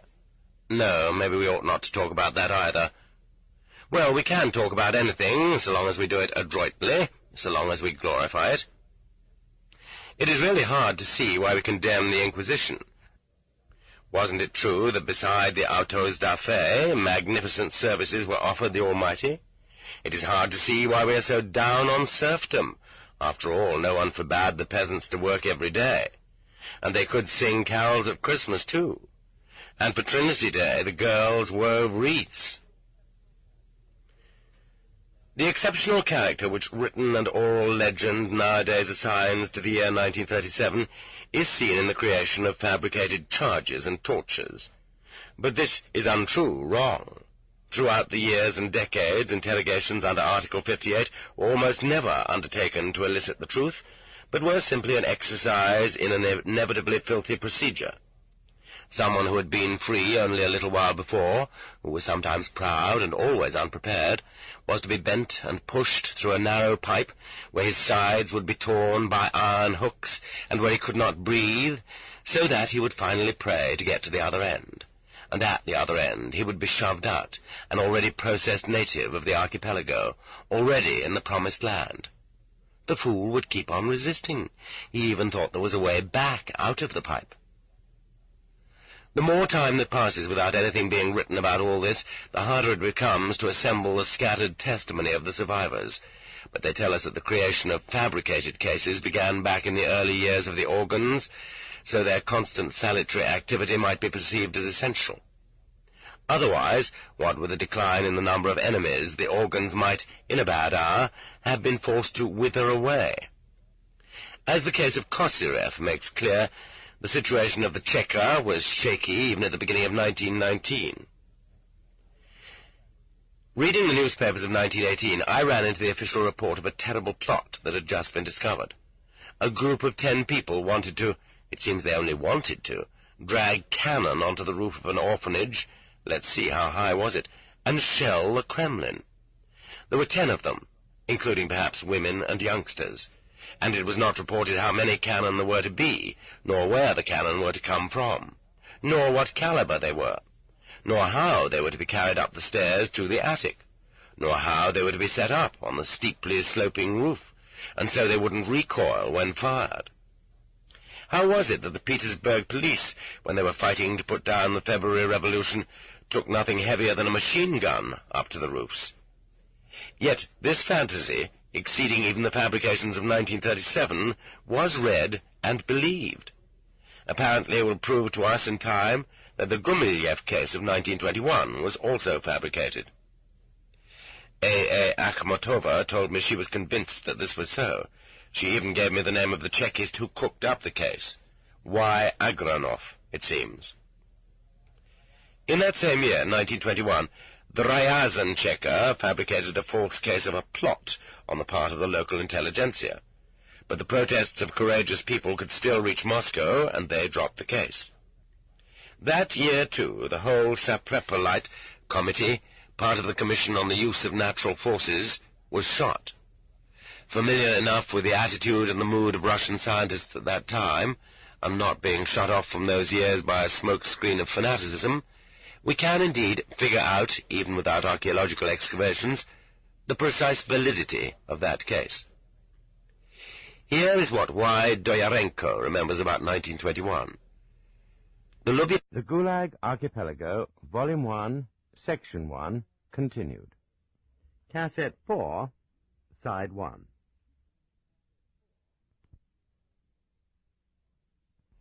None of them knew what she was supposed to be guilty of, and there was a feeling among them that people were being arrested for no reason at all. Only one woman in the whole cell knew why she was there. She was an SR. The first question asked by Yagoda, "Well, what are you here for?" In other words, you tell me, and help me cook up the case. And they say absolutely the same thing about the Ryazan GPU in 1930. People all felt they were being imprisoned for no reason. There was so little on which to base a charge that they accused IDT-V of using a false name, and even though his name was perfectly real, they handed him 3 years via a special board, OSO, under 5810. Not knowing what to pick on, the interrogator asked, "What was your job?" Answer, "A planner." The interrogator, "Write me a statement that explains planning at the factory and how it is carried out. After that I will let you know why you've been arrested." He expected the explanation to provide the hook on which to hang a charge. Here is the way it went in the case of the Kovno Fortress in 1912. Since the fortress served no useful military purpose, it was decided to eliminate it.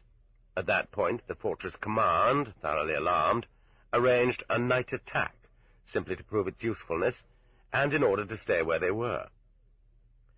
The theoretical view of the suspect's guilt was, incidentally, quite elastic from the very beginning.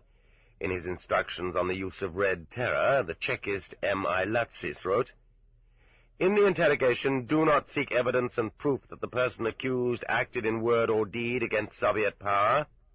The first question should be, what is his class? What is his origin? What is his education and upbringing?" There is your Saprepolite Committee for you. These are the questions which must determine the fate of the accused. On November the 13th, 1920, Dzerzhinsky reported in a letter to the Cheka that slanderous declarations are often given the green light in the Cheka. After so many decades, have they not taught us that people do not return from there, except for the small, brief, intentional reverse wave of 1939, one hears only the rarest, isolated stories of someone being turned loose as the result of an interrogation. And in such cases, the person was either imprisoned soon again, or else he was let out so he could be kept under surveillance. That is how the tradition arose that the organs do not make mistakes. Then what about those who were innocent? In his Dictionary of Definitions, Dow makes the following distinction. An inquiry is distinguished from an investigation by the fact that it is carried out to determine whether there is a basis for proceeding to an investigation. On sacred simplicity. The organs have never heard of such a thing as an inquiry. Lists of names prepared up above, or on initial suspicion, or a denunciation by an informer, or any anonymous denunciation, were all that was needed to bring about the arrest of the suspect, followed by the inevitable formal charge. Article 93 of the Code of Criminal Procedure has this to say: "An anonymous declaration can serve as reason for beginning a criminal case." And there is no need to be surprised at the word criminal here, since all politicals were considered criminals too, under the Code. The time allotted for investigation was not used to unravel the crime, but, in 95 cases out of 100, to exhaust, wear down, weaken, and render helpless the defendant, so that he would want it to end at any cost.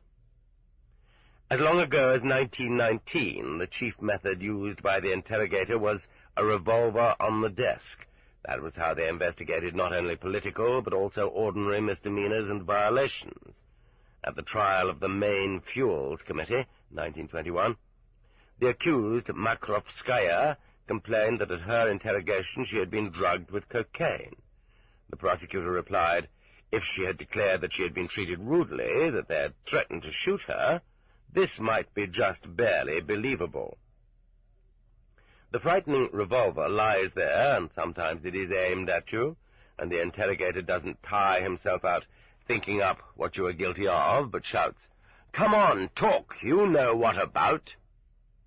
That was what the interrogator Kaikin demanded of Shripnikova in 1927. That was what they demanded of Vitkovsky in 1929. And 25 years later, nothing had changed. In 1952, Anna Skripnikova was undergoing her 5th imprisonment, and Sivakov, chief of the investigative department of the Ordzhonikidze State Security Administration, said to her, "The prison doctor reports you have a blood pressure of 240/120. That's too low, you bitch. We're going to drive it up to 340 so you'll kick the bucket, you viper, and with no black and blue marks, no beatings, no broken bones. We'll just not let you sleep." She was in her 50s at the time, and if, back in her cell after a night spent in interrogation, she closed her eyes during the day, the jailer broke in and shouted, "Open your eyes or I'll haul you off that cart by the legs and tie you to the wall standing up." As early as 1921, interrogations usually took place at night. At that time, too, they shone automobile lights in the prisoner's face, the Ryazan Cheka, Stelmach, and at the Lubyanka in 1926, according to the testimony of Berta Gandal, they made use of the hot air heating system to fill the cell first with icy cold and then with stinking hot air. And there was an airtight cork-lined cell in which there was no ventilation, and they cooked the prisoners.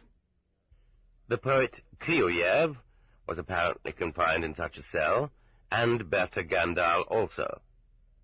A participant in the Yaroslavl uprising of 1918, Vasily Alexandrovich Kazyanov described how the heat in such a cell was turned up until your blood began to ooze through your pores.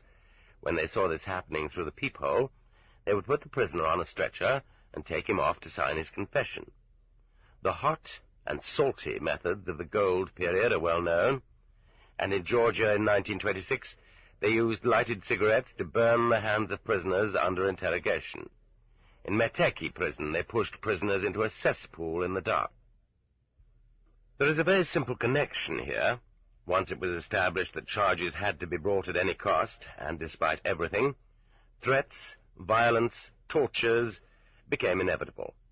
And the more fantastic the charges were, the more ferocious the interrogation had to be in order to force the required confession.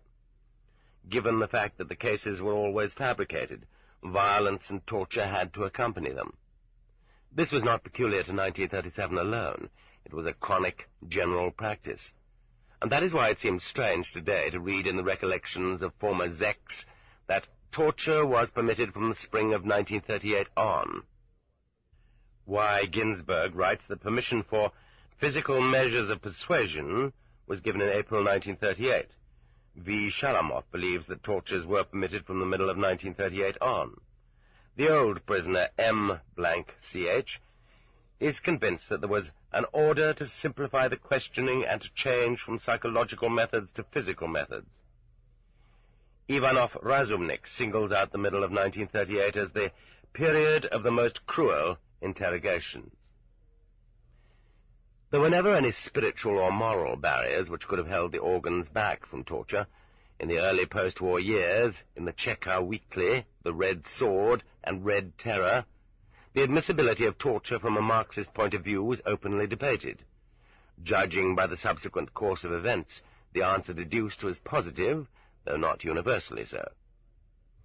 It is more accurate to say that if before 1938 some kind of formal documentation was required as a preliminary to torture, as well as specific permission for each case under investigation, even though such permission was easy to obtain, then in the years 1937 to 1938, in view of the extraordinary situation prevailing, The specified millions of admissions to the archipelago had to be ground through the apparatus of individual interrogation in specified limited periods, something which had simply not happened in the mass waves of kulaks and nationalities.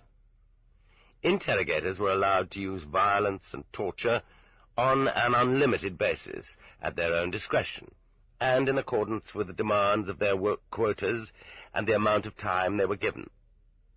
The types of torture used were not regulated, and every kind of ingenuity was permitted, no matter what.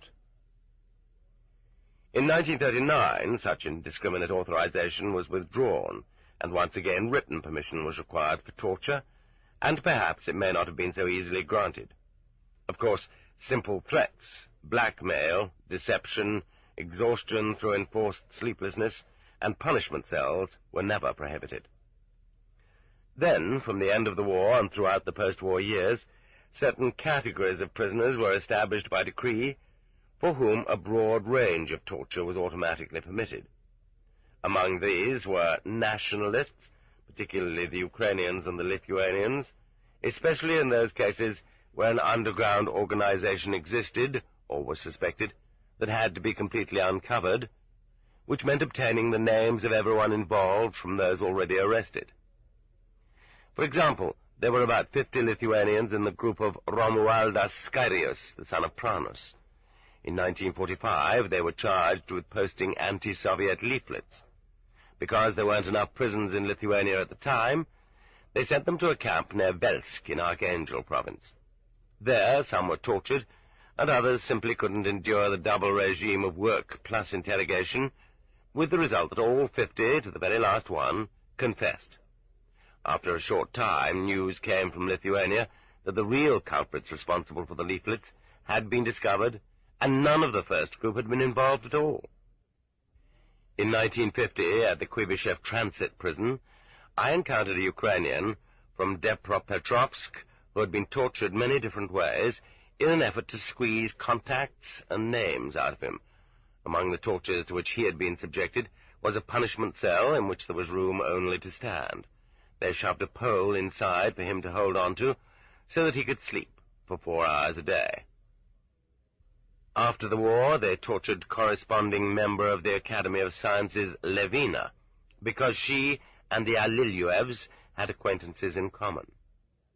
It would also be incorrect to ascribe to 1937 the discovery that the personal confession of an accused person was more important than any other kind of proof or facts.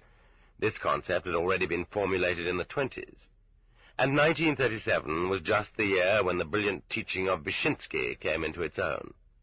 Incidentally, even at that time, his teaching was transmitted only to interrogators and prosecutors for the sake of their morale and steadfastness.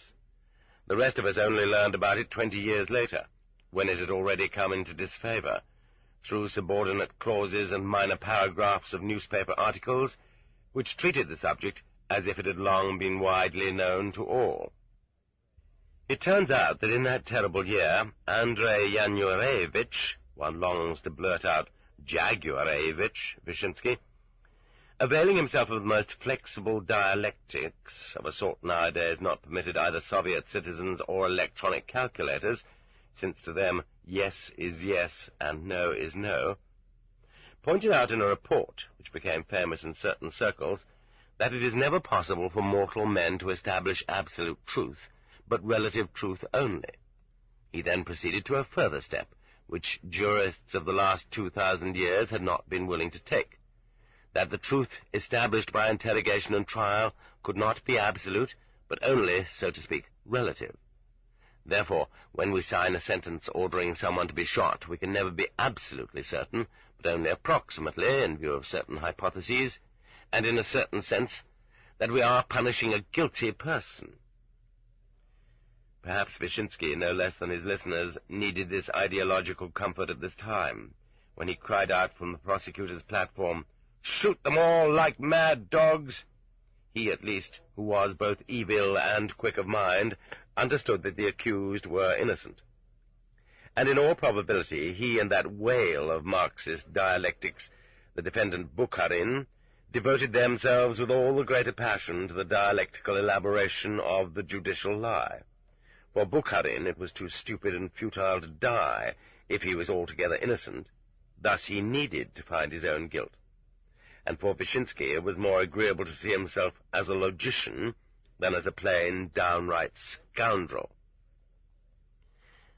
Thence arose the most practical conclusion, that it was useless to seek absolute evidence, for evidence is always relative, or unchallengeable witnesses, for they can say different things at different times.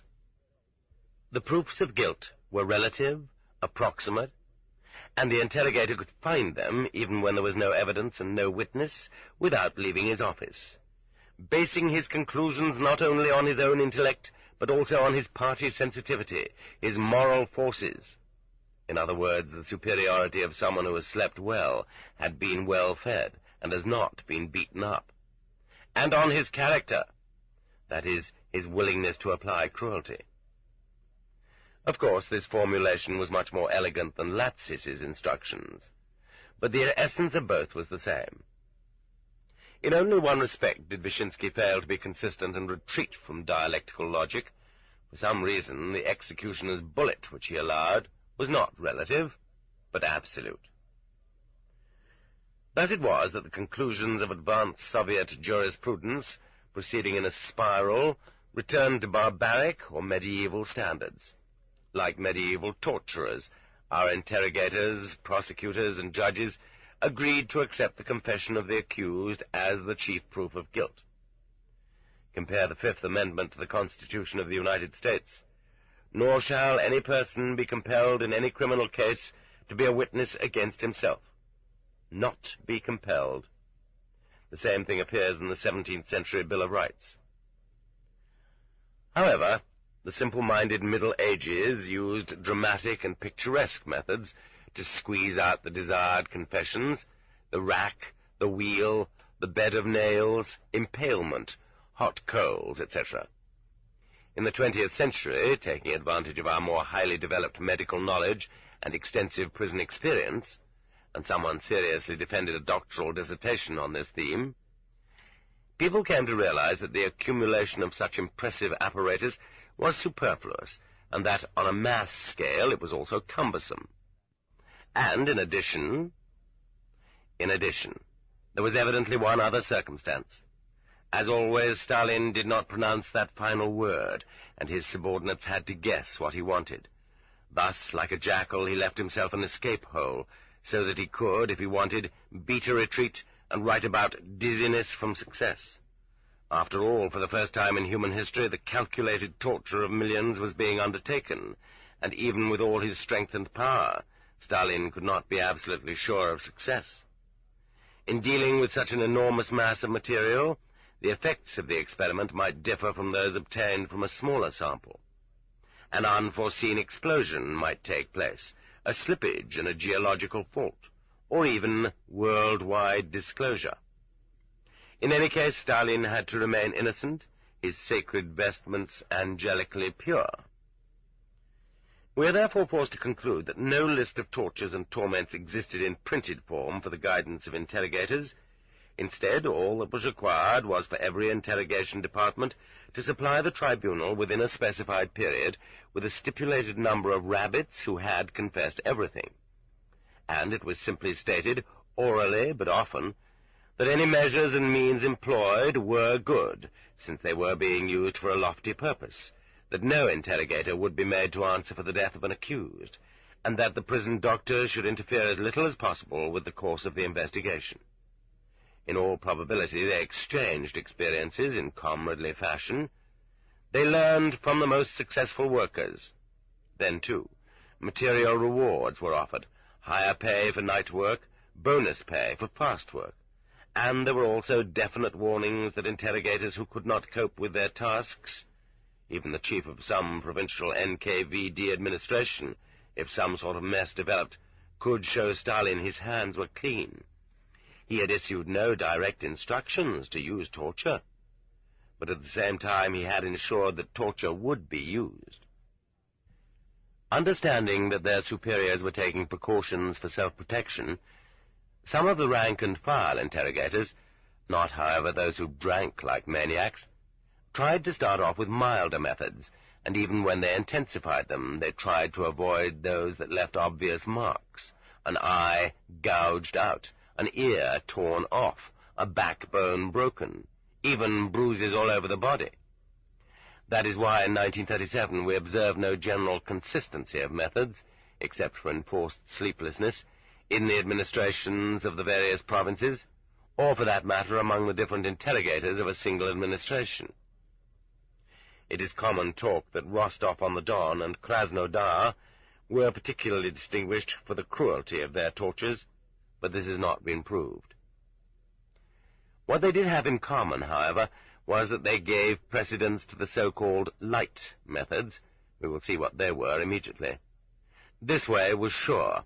Indeed, the actual boundaries of human equilibrium are very narrow, and it is not really necessary to use a rack or hot coals to drive the average human being out of his mind. Let us try to list some of the simplest methods which break the will and the character of the prisoner without leaving marks on his body. Let us begin with psychological methods. These methods have enormous and even annihilating impact on rabbits who have never been prepared for prison suffering, and it isn't easy even for a person who holds strong convictions. 1. First of all, night. Why is it that all the main work of breaking down human souls went on at night? Why, from their very earliest years, did the organs select the night? Because at night the prisoner, torn from sleep, even though he has not yet been tortured by sleeplessness, lacks his normal daytime equanimity and common sense. He is more vulnerable. 2. Persuasion, in a sincere tone, is the very simplest method. Why play at cat and mouse, so to speak? After all, having spent some time among others undergoing interrogation, the prisoner has come to see what the situation is. And so the interrogator says to him in a lazily friendly way, "Look, you're going to get a prison term whatever happens. But if you resist, you'll croak right here in prison. You'll lose your health. But if you go to camp, you'll have fresh air and sunlight. So why not sign right now?" Very logical. And those who agree and sign are smart if the matter concerns only themselves. But that's rarely so. A struggle is inevitable. Another variant of persuasion is particularly appropriate to the party member. If there are shortages and even famine in the country, then you as a Bolshevik have to make up your mind. Can you admit that the whole party is to blame, or the whole Soviet government? "No, of course not," the director of the flax depot hastened to reply. "Then be brave and shoulder the blame yourself." And he did. 3. Foul language is not a clever method, but it can have a powerful impact on people who are well brought up, refined, delicate. I know of 2 cases involving priests who capitulated to foul language alone. One of them, in the Butyrki in 1944, was being interrogated by a woman. At first, when he'd come back to our cell, he couldn't say often enough how polite she was, but once he came back very despondent, and for a long time he refused to tell us how, with her legs crossed high, she had begun to curse. I regret that I cannot cite one of her little phrases here. 4. Psychological contrast was sometimes effective. Sudden reversals of tone, for example. For a whole or part of the interrogation period, the interrogator would be extremely friendly, addressing the prisoner formally by first name and patronymic, and promising everything. Suddenly he would brandish a paperweight and shout, "Fool, you rat! I'll put 9 grams of lead in your skull!" And he would advance on the accused, clutching hands outstretched, as if to grab him by the hair, fingernails like needles. This worked very, very well with women prisoners. Or as a variation on this, 2 interrogators would take turns. One would shout and bully, the other would be friendly, almost gentle. Each time the accused entered the office, he would tremble. Which would it be? He wanted to do everything to please the gentle one because of his different manner, even to the point of signing and confessing to things that had never happened. 5. Preliminary humiliation was another approach. In the famous cellars of the Rostov-on-the-Don GPU, House 33, which were lit by lens-like insets of thick glass in the sidewalk above the former storage basement, prisoners awaiting interrogation were made to lie face down for several hours in the main corridor and forbidden to raise their heads or make a sound. They lay this way, like Muslims at prayer, until the guard touched a shoulder and took them off to interrogation. Another case. At the Lubyanka, Alexandra O. V.A. refused to give the testimony demanded of her. She was transferred to Lefortovo. In the admitting office, a woman jailer ordered her to undress, allegedly for a medical examination, took away her clothes, and locked her in a box, naked. At that point, the men jailers began to peer through the peephole and to appraise her female attributes with loud laughs. If one were systematically to question former prisoners, many more such examples would certainly emerge. They all had but a single purpose, to dishearten and humiliate. 6. Any method of inducing extreme confusion in the accused might be employed. Here is how F.I.V. from Krasnogorsk, Moscow province, was interrogated. This was reported by I.A.P. During the interrogation, the interrogator, a woman, undressed in front of him by stages, a striptease, all the time continuing the interrogation as if nothing were going on. She walked about the room and came close to him, and tried to get him to give in. Perhaps this satisfied some personal quirk in her, but it may also have been cold-blooded calculation, an attempt to get the accused so muddled that he would sign.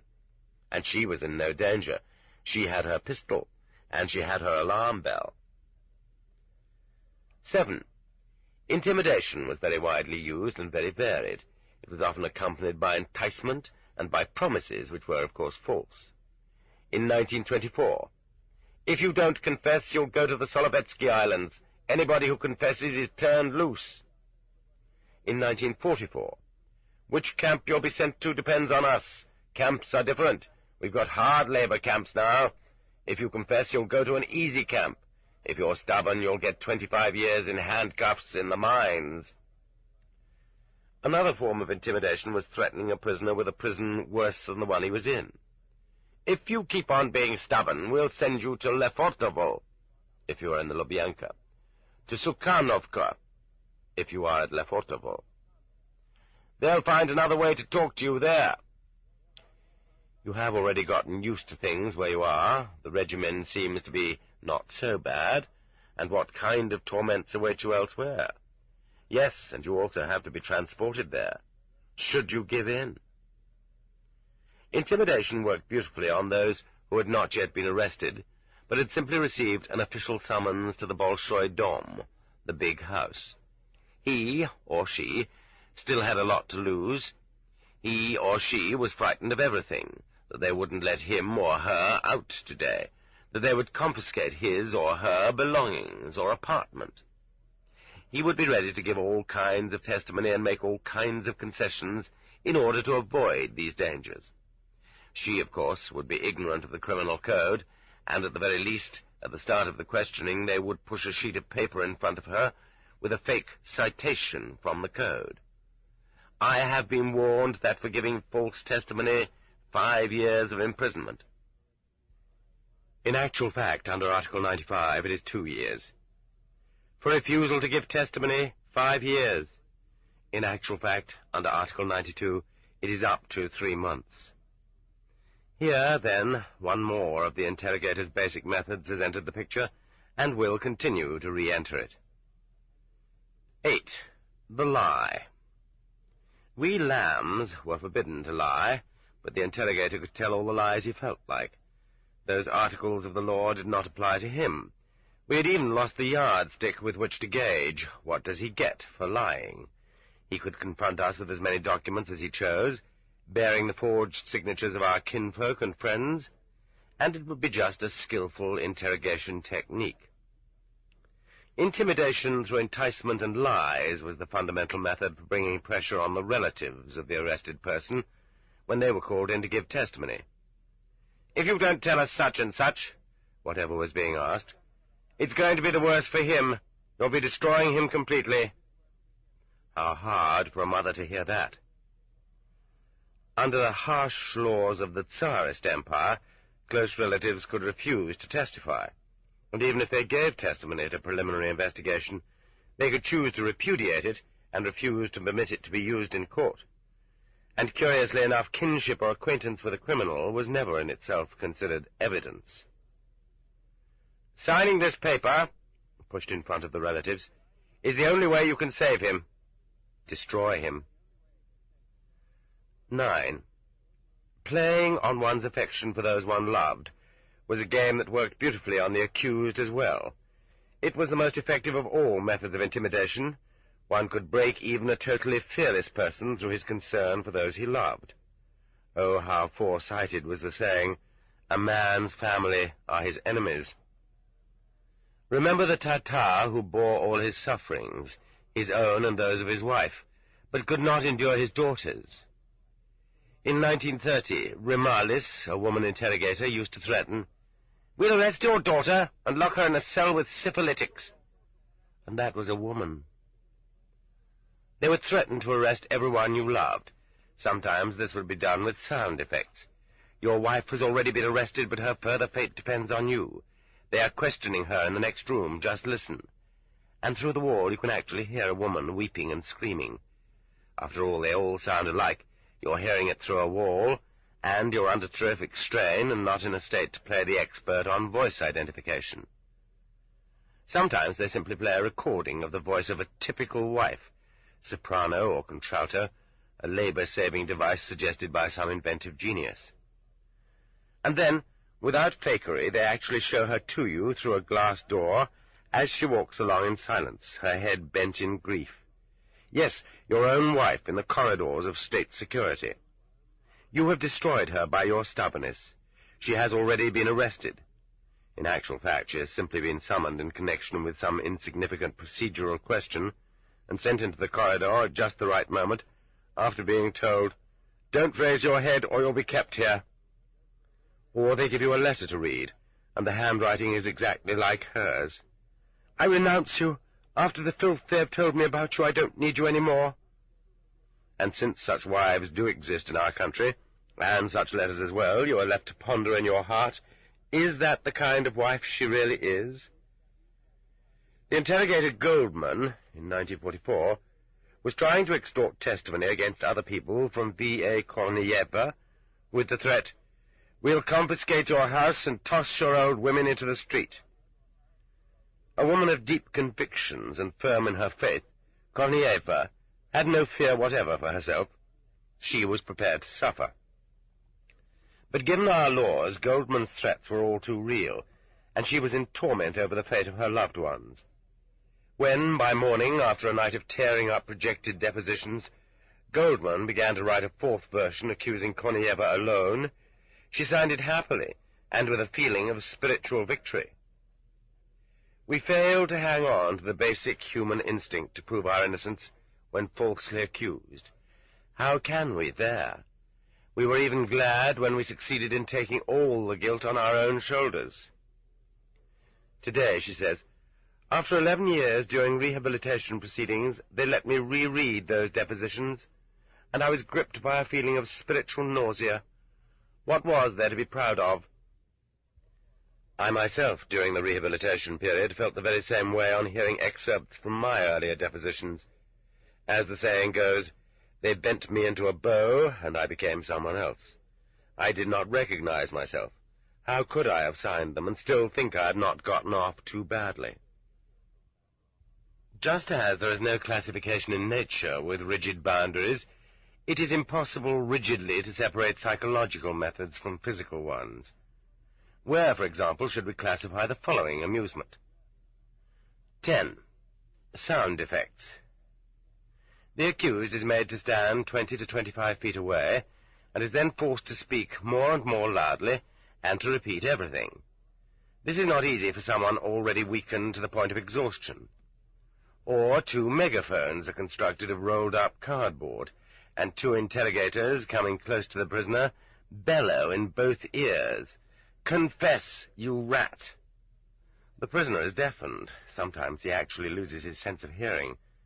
But this method is uneconomical. The fact is that the interrogators like some diversion in their monotonous work, and so they vie in thinking up new ideas.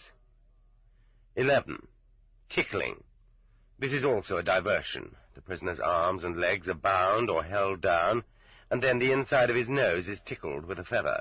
The prisoner writhes. It feels as though someone were drilling into his brain. 12.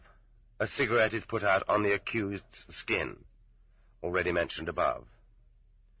13. Light effects involve the use of an extremely bright electric light in the small, white-walled cell or box in which the accused is being held, a light which is never extinguished. The electricity is saved by the economies of schoolchildren and housewives. Your eyelids become inflamed, which is very painful, and then in the interrogation room searchlights are again directed into your eyes. 14. Here is another imaginative trick. On the eve of May the 1st, 1933, in the Khabarovsk GPU, for 12 hours all night, Chebotareyev was not interrogated, no, but was simply kept in a continual state of being led to interrogation. "Hey, you! Hands behind your back!" They led him out of the cell, up the stairs quickly into the interrogator's office. The guard left, but the interrogator, without asking one single question, and sometimes without even allowing Chebotareyev to sit down, would pick up the telephone. "Take away the prisoner from 107. And so they came to get him and took him back to his cell. No sooner had he lain down on his board bunk than the lock rattled. "Chebotareyev, to interrogation, hands behind your back." And when he got there, "Take away the prisoner from 107. For that matter, the methods of bringing pressure to bear can begin a long time before the interrogator's office. 15. Prison begins with the box, in other words, what amounts to a closet or packing case. The human being who has just been taken from freedom, still in a state of inner turmoil, ready to explain, to argue, to struggle, is, when he first sets foot in prison, clapped into a box, which sometimes has a lamp and a place where he can sit down, but which sometimes is dark and constructed in such a way that he can only stand up, and even then is squeezed against the door. And he is held there for several hours, or for half a day, or a day. During those hours he knows absolutely nothing. Will he perhaps be confined there all his life? He has never in his life encountered anything like this, and he cannot guess at the outcome. Those first hours are passing when everything inside him is still ablaze from the unstilled storm in his heart. Some become despondent, and that's the time to subject them to their first interrogation.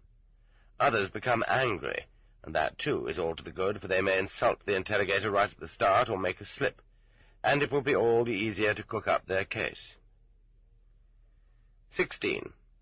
When boxes were in short supply, they used to have another method. In the Novocherkassk NKVD, Yelena Strutinskaya was forced to remain seated on a stool in the corridor for 6 days, in such a way that she did not lean against anything, did not sleep, did not fall off, and did not get up from it. 6 days. Just try to sit that way for 6 hours. Then again, as a variation, the prisoner can be forced to sit on a tall chair, of the kind used in laboratories, so that his feet do not reach the floor. They become very numb in this position. He is left sitting that way from 8 to 10 hours. Or else, during the interrogation itself, when the prisoner is out in plain view, he can be forced to sit in this way, as far forward as possible on the front edge. Move further forward, further still, of the chair, so that he is under painful pressure during the entire interrogation. He is not allowed to stir for several hours. Is that all? Yes, that's all. Just try it yourself. 17. Depending on local conditions, a divisional pit can be substituted for the box, as was done in the Gorokhovets army camps during World War II. The prisoner was pushed into such a pit, 10 feet in depth, 6.5 feet in diameter, and beneath the open sky, rain or shine, this pit was for several days both his cell and his latrine, and 10.5 ounces of bread and water were lowered to him on a cord. Imagine yourself in this situation just after you've been arrested, when you're all in a boil. Either identical orders to all special branches of the Red Army, or else the similarities of their situations in the field, led to broad use of this method. Thus, in the 36th Motorized Infantry Division, a unit which took part in the Battle of Khalkhin-Gol, and which was encamped in the Mongolian desert in 1941, a newly arrested prisoner was, without explanation, given a spade by Chief of the Special Branch Samulyev, and ordered to dig a pit the exact dimensions of a grave. Here is a hybridization of physical and psychological methods. When the prisoner had dug deeper than his own waist, they ordered him to stop and sit down on the bottom. His head was no longer visible. One guard kept watch over several such pits, and it was as though he were surrounded by empty space. This evidently is a Mongolian theme. In the magazine Niva, March the 15th, 1914, page 218, there is a drawing of a Mongolian prison. Each prisoner is shut in a separate trunk, with a small opening for his head or for food. A jailer patrols between the trunks. They kept the accused in this desert with no protection from the Mongolian sun, and with no warm clothing against the cold of the night, but no torches. Why waste effort on torches? The ration they gave was 3½ ounces of bread per day, and 1 glass of water. Lieutenant Churepenyev, a giant, a boxer, 21 years old, spent a month imprisoned this way. Within 10 days he was swarming with lice. After 15 days he was summoned to interrogation for the first time. 18.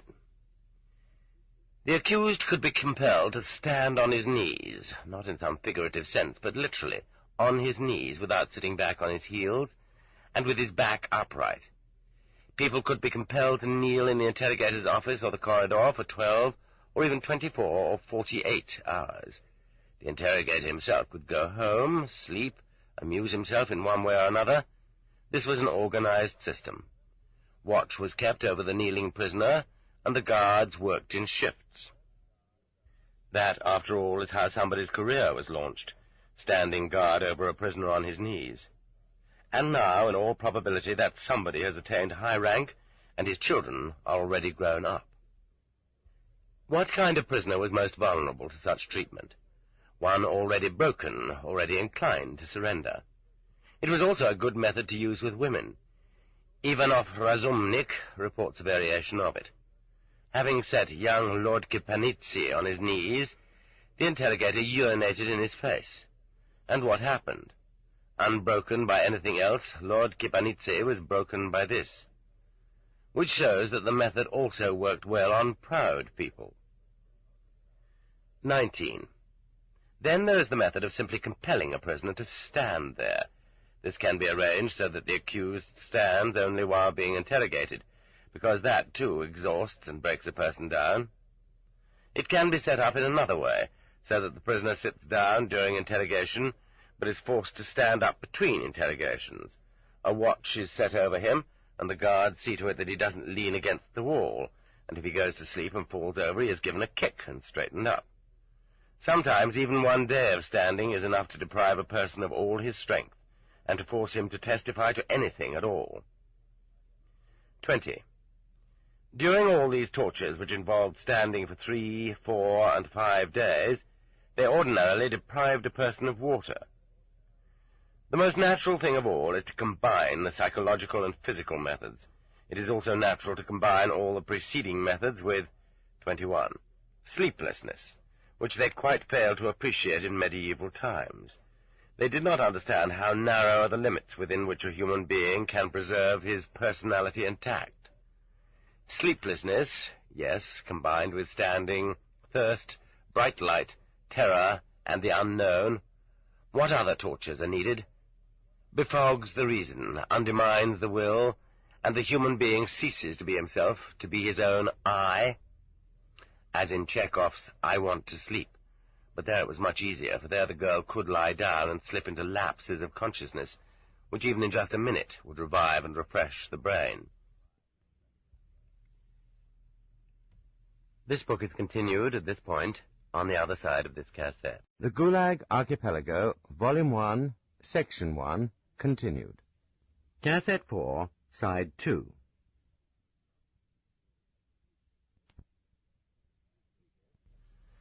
Sleeplessness, yes, combined with standing, thirst, bright light, terror, and the unknown. What other tortures are needed? Befogs the reason, undermines the will, and the human being ceases to be himself, to be his own I. As in Chekhov's I Want to Sleep. But there it was much easier, for there the girl could lie down and slip into lapses of consciousness, which even in just a minute would revive and refresh the brain. A person deprived of sleep acts half unconsciously, or altogether unconsciously, so that his testimony cannot be held against him. Just picture a foreigner who knows no Russian in this muddled state being given something to sign.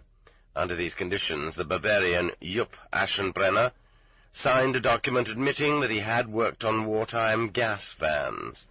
It was not until 1954, in camp, that he was finally able to prove that at the time he had been in Munich, studying to become an electric welder. They used to say, "You are not truthful in your testimony, and therefore you will not be allowed to sleep." Sometimes, as a refinement, instead of making the prisoner stand up, they made him sit down on a soft sofa, which made him want to sleep all the more. The jailer on duty sat next to him on the same sofa and kicked him every time his eyes began to shut. Here is how one victim, who had just sat out days in a box infested with bedbugs, describes his feelings after this torture. Chill from great loss of blood. Irises of the eyes dried out as if someone were holding a red-hot iron in front of them. Tongue swollen from thirst and prickling as from a hedgehog at the slightest movement. Throat racked by spasms of swallowing. Sleeplessness was a great form of torture. It left no visible marks and could not provide grounds for complaint even if an inspection, something unheard of anyway, were to strike on the morrow. Inspection, by the way, was so totally impossible, and had so emphatically never taken place, that in 1953, when real inspectors entered the cell of former Minister of State Security Abakumov, himself a prisoner by that time, he roared with laughter, thinking their appearance was a trick intended to confuse him. "They didn't let you sleep? Well, after all, this is not supposed to be a vacation resort. The security officials were awake too." They would catch up on their sleep during the day. One can say that sleeplessness became the universal method in the organs. From being one among many tortures, it became an integral part of the system of state security. It was the cheapest possible method, and did not require the posting of sentries. In all the interrogation prisons, the prisoners were forbidden to sleep even 1 minute, from reveille till taps. In Sukhanovka and several other prisons used specifically for interrogation, the cot was folded into the wall during the day. In others, the prisoners were simply forbidden to lie down, and even to close their eyes while seated. Since the major interrogations were all conducted at night, it was automatic. Whoever was undergoing interrogation got no sleep for at least 5 days and nights. Saturday and Sunday nights, the interrogators themselves tried to get some rest. 22. The above method was further implemented by an assembly line of interrogators. Not only were you not allowed to sleep, but for 3 or 4 days, shifts of interrogators kept up a continuous interrogation. 23. The bedbug-infested box has already been mentioned. In the dark closet made of wooden planks, there were hundreds, maybe even thousands of bedbugs, which had been allowed to multiply. The guards removed the prisoner's jacket or field shirt, and immediately the hungry bedbugs assaulted him, crawling onto him from the walls or falling off the ceiling. At first he waged war with them strenuously, crushing them on his body and on the walls, suffocated by their stink. But after several hours he weakened and let them drink his blood without a murmur. 24. Punishment cells. No matter how hard it was in the ordinary cell, the punishment cells were always worse, and on return from there, the ordinary cell always seemed like paradise. In the punishment cell, a human being was systematically worn down by starvation, and also usually by cold. In Sukhanovka prison, there were also hot punishment cells. For example, the Lefortovo punishment cells were entirely unheated. There were radiators in the corridor only, and in this heated corridor the guards on duty walked in felt boots and padded jackets. The prisoner was forced to undress down to his underwear, and sometimes to his undershorts, and he was forced to spend from 3 to 5 days in the punishment cell without moving, since it was so confining. He received hot gruel on the 3rd day only. For the first few minutes you were convinced you'd not be able to last an hour, but by some miracle a human being would indeed sit out his 5 days, perhaps acquiring in the course of it an illness that would last him the rest of his life. There were various aspects to punishment cells, as, for instance, dampness and water. In the Chernovtsi prison after the war, Masha G. was kept barefooted for 2 hours and up to her ankles in icy water. Confess! She was 18 years old, and how she feared for her feet. She was going to have to live with them a long time. 25. Should one consider it a variation of the punishment cell when a prisoner was locked in an alcove? As long ago as 1933, this was one of the ways they tortured S.A. Chebotariev in the Khabarovsk GPU. They locked him naked in a concrete alcove in such a way that he could neither bend his knees nor straighten up and change the position of his arms, nor turn his head. And that was not all. They began to drip cold water onto his scalp, a classic torture, which then ran down his body in rivulets. They did not inform him, of course, that this would go on for only 24 hours. It was awful enough, at any rate, for him to lose consciousness, and he was discovered the next day apparently dead. He came to on a hospital cot. They had brought him out of his faint with spirits of ammonia, caffeine, and body massage. At first he had no recollection of where he had been or what had happened. For a whole month he was useless even for interrogation. We may be so bold as to assume that this alcove and dripping device had not been devised for Chebotariev alone. In 1949, my Dnepropetrovsk acquaintance had been similarly confined, without the dripping attachment, however. On a line joining Khabarovsk and Dnepropetrovsk, and over a period of 16 years, were there not other such points as well? 26. Starvation has already been mentioned in combination with other methods, nor was it an unusual method to starve the prisoner into confession. Actually, the starvation technique, like interrogation at night, was an integral element in the entire system of coercion. The miserly prison bread ration, amounting to 10.5 ounces in the peacetime year of 1933, and to 1 pound in 1945 in the Lubyanka, and permitting or prohibiting food parcels from one's family and access to the commissary, were universally applied to everyone. But there was also the technique of intensified hunger.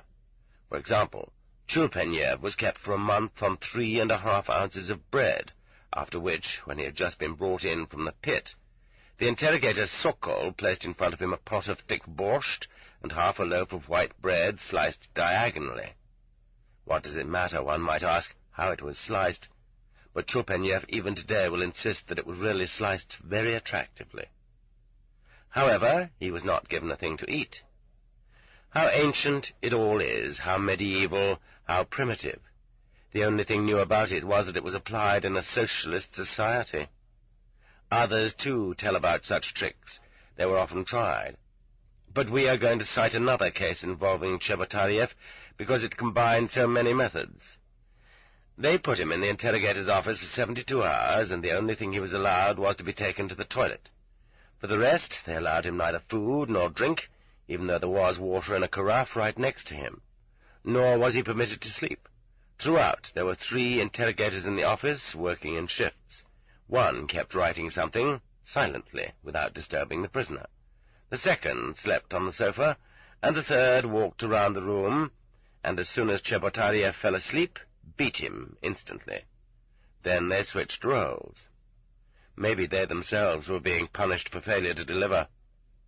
And then, all of a sudden, they brought Chebotariev a meal, fat Ukrainian borscht, a chop, fried potatoes, and red wine in a crystal carafe.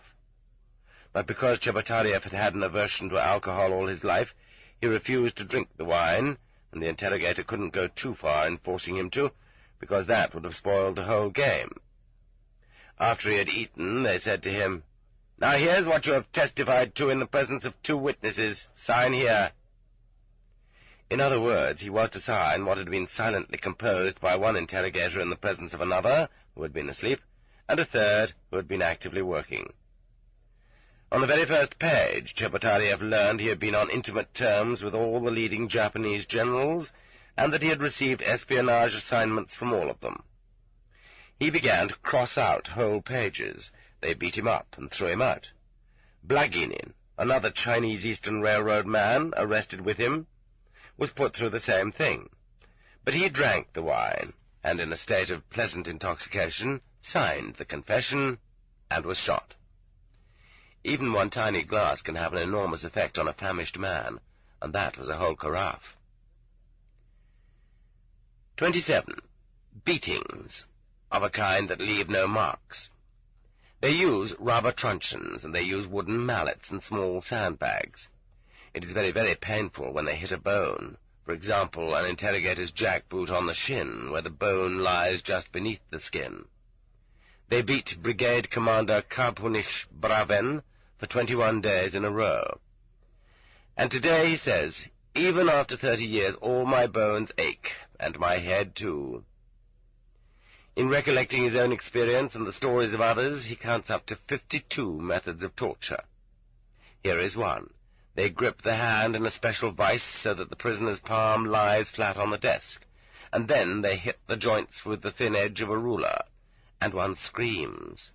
Should we single out particularly the technique by which teeth are knocked out?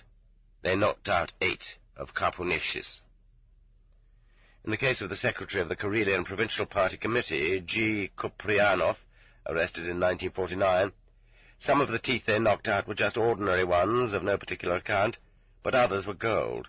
At first they gave him a receipt that said his gold teeth were being kept for him, and then they caught themselves just in time and took away his receipt. As everyone knows, a blow of the fist in the solar plexus, catching the victim in the middle of a breath, leaves no mark whatever. The Lefortovo Colonel Sidorov, in the post-war period, used to take a penalty kick with his overshoes at the dangling genitals of male prisoners. Soccer players, who at one time or another have been hit in the groin by a ball, know what that kind of blow is like. There is no pain comparable to it, and ordinarily the recipient loses consciousness. In 1918, the Moscow Revolutionary Tribunal convicted the former Tsarist jailer Bondar. The most extreme measure of his cruelty that was cited was the accusation that, in one case, he had struck a political prisoner with such force that his eardrum had burst. 28. In the Novorossiysk NKVD, they invented a machine for squeezing fingernails. As a result, it could be observed later at transit prisons that many of those from Novorossiysk had lost their fingernails. 29. And what about the straitjacket? 30. And breaking the prisoner's back, as in that same Khabarovsk GPU in 1933. 31. Or bridling, also known as the swan dive. This was a Sukhanovka method, also used in Archangel, where the interrogator Ivkov applied it in 1940.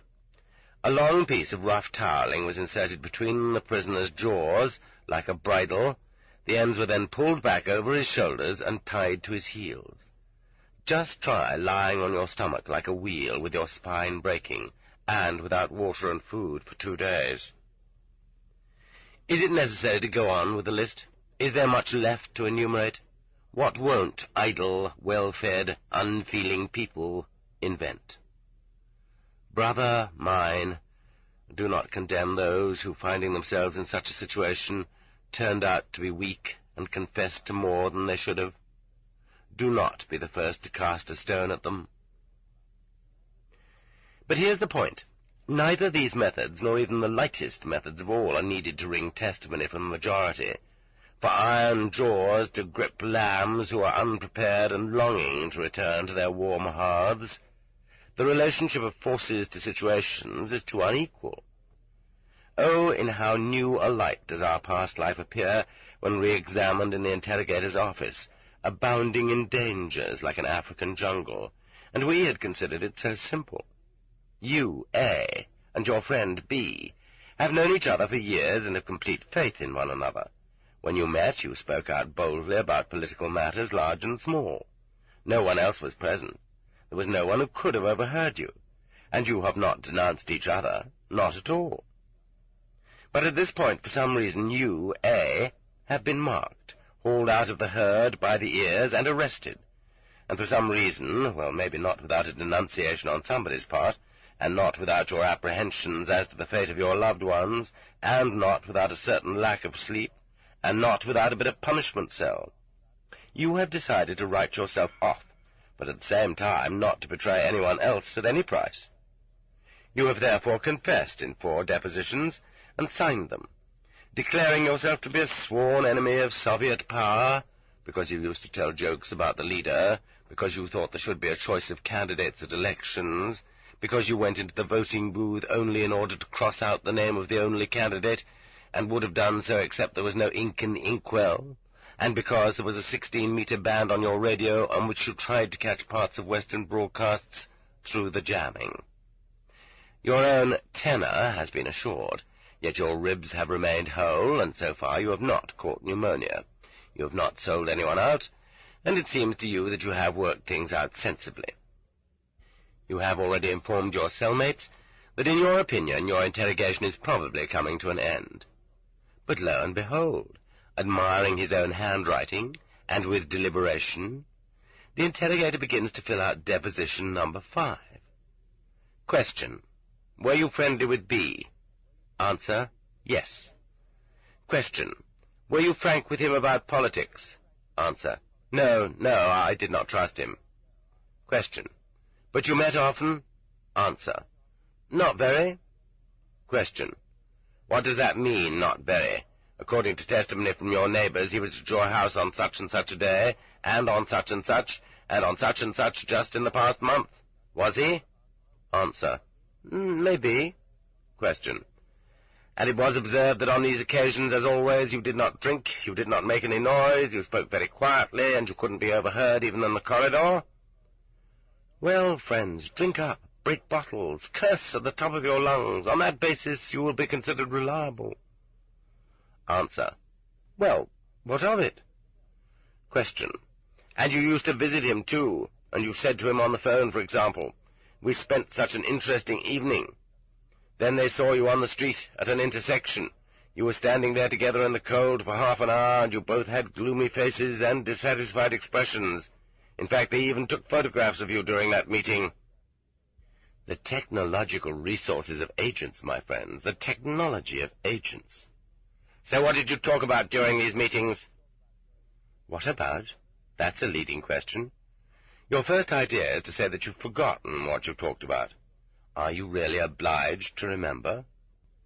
So, you've forgotten your first conversation, and the second one too, and the third, and even your interesting evening, and that time at the intersection, and your conversations with C, and your conversations with D.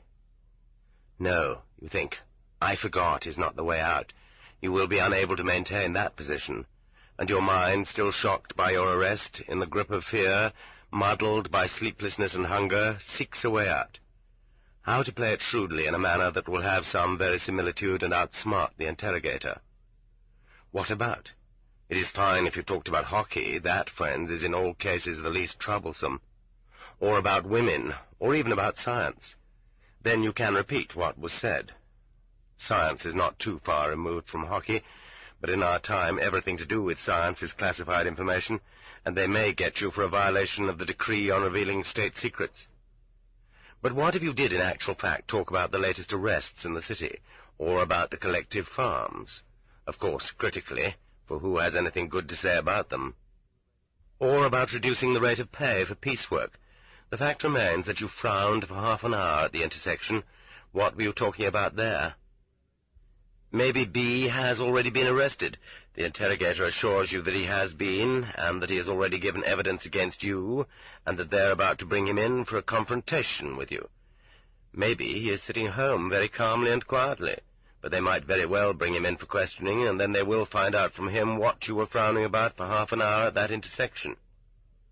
At this point, too late, you have come to understand that, because of the way life is, you and he ought to have reached an agreement every time you parted and remembered clearly what you were going to say if you were asked what you had talked about that day.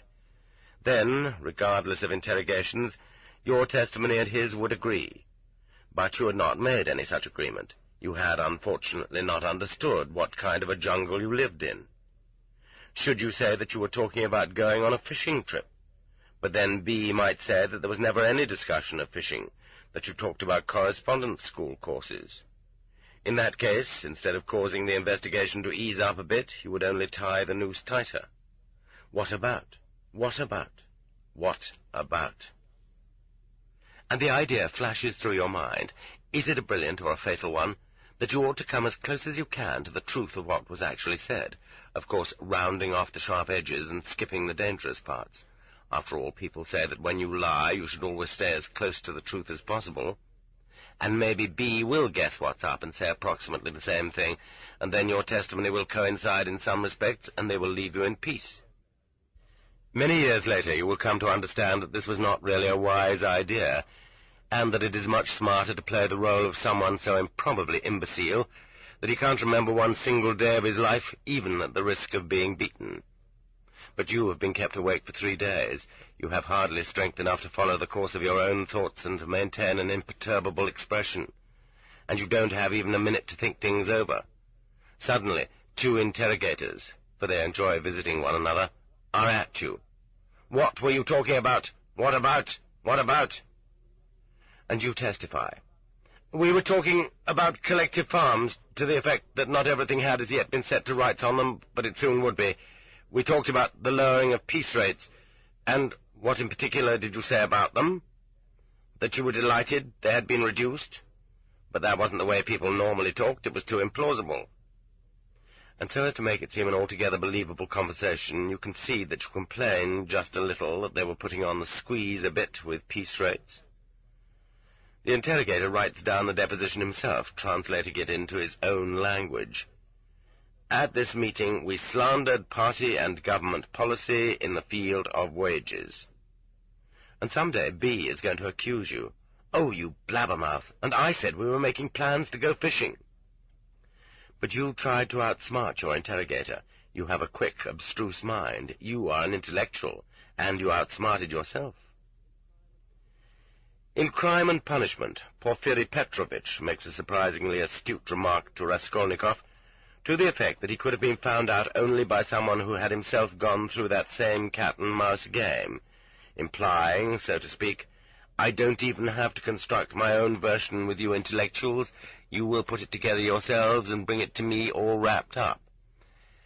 Yes, that's so. An intellectual cannot reply with the delightful incoherence of Chekhov's malefactor. He is bound to try to build up in logical form the whole story he is being accused of, no matter how much falsehood it contains. But the interrogator butcher isn't interested in logic. He just wants to catch 2 or 3 phrases. He knows what he wants, and as for us, we are totally unprepared for anything. From childhood on, we are educated and trained for our own profession, for our civil duties, for military service, to take care of our bodily needs, to behave well, even to appreciate beauty. Well, this last not really all that much. But neither our education, nor our upbringing, nor our experience prepares us in the slightest for the greatest trial of our lives, being arrested for nothing and interrogated about nothing. Novels, plays, films.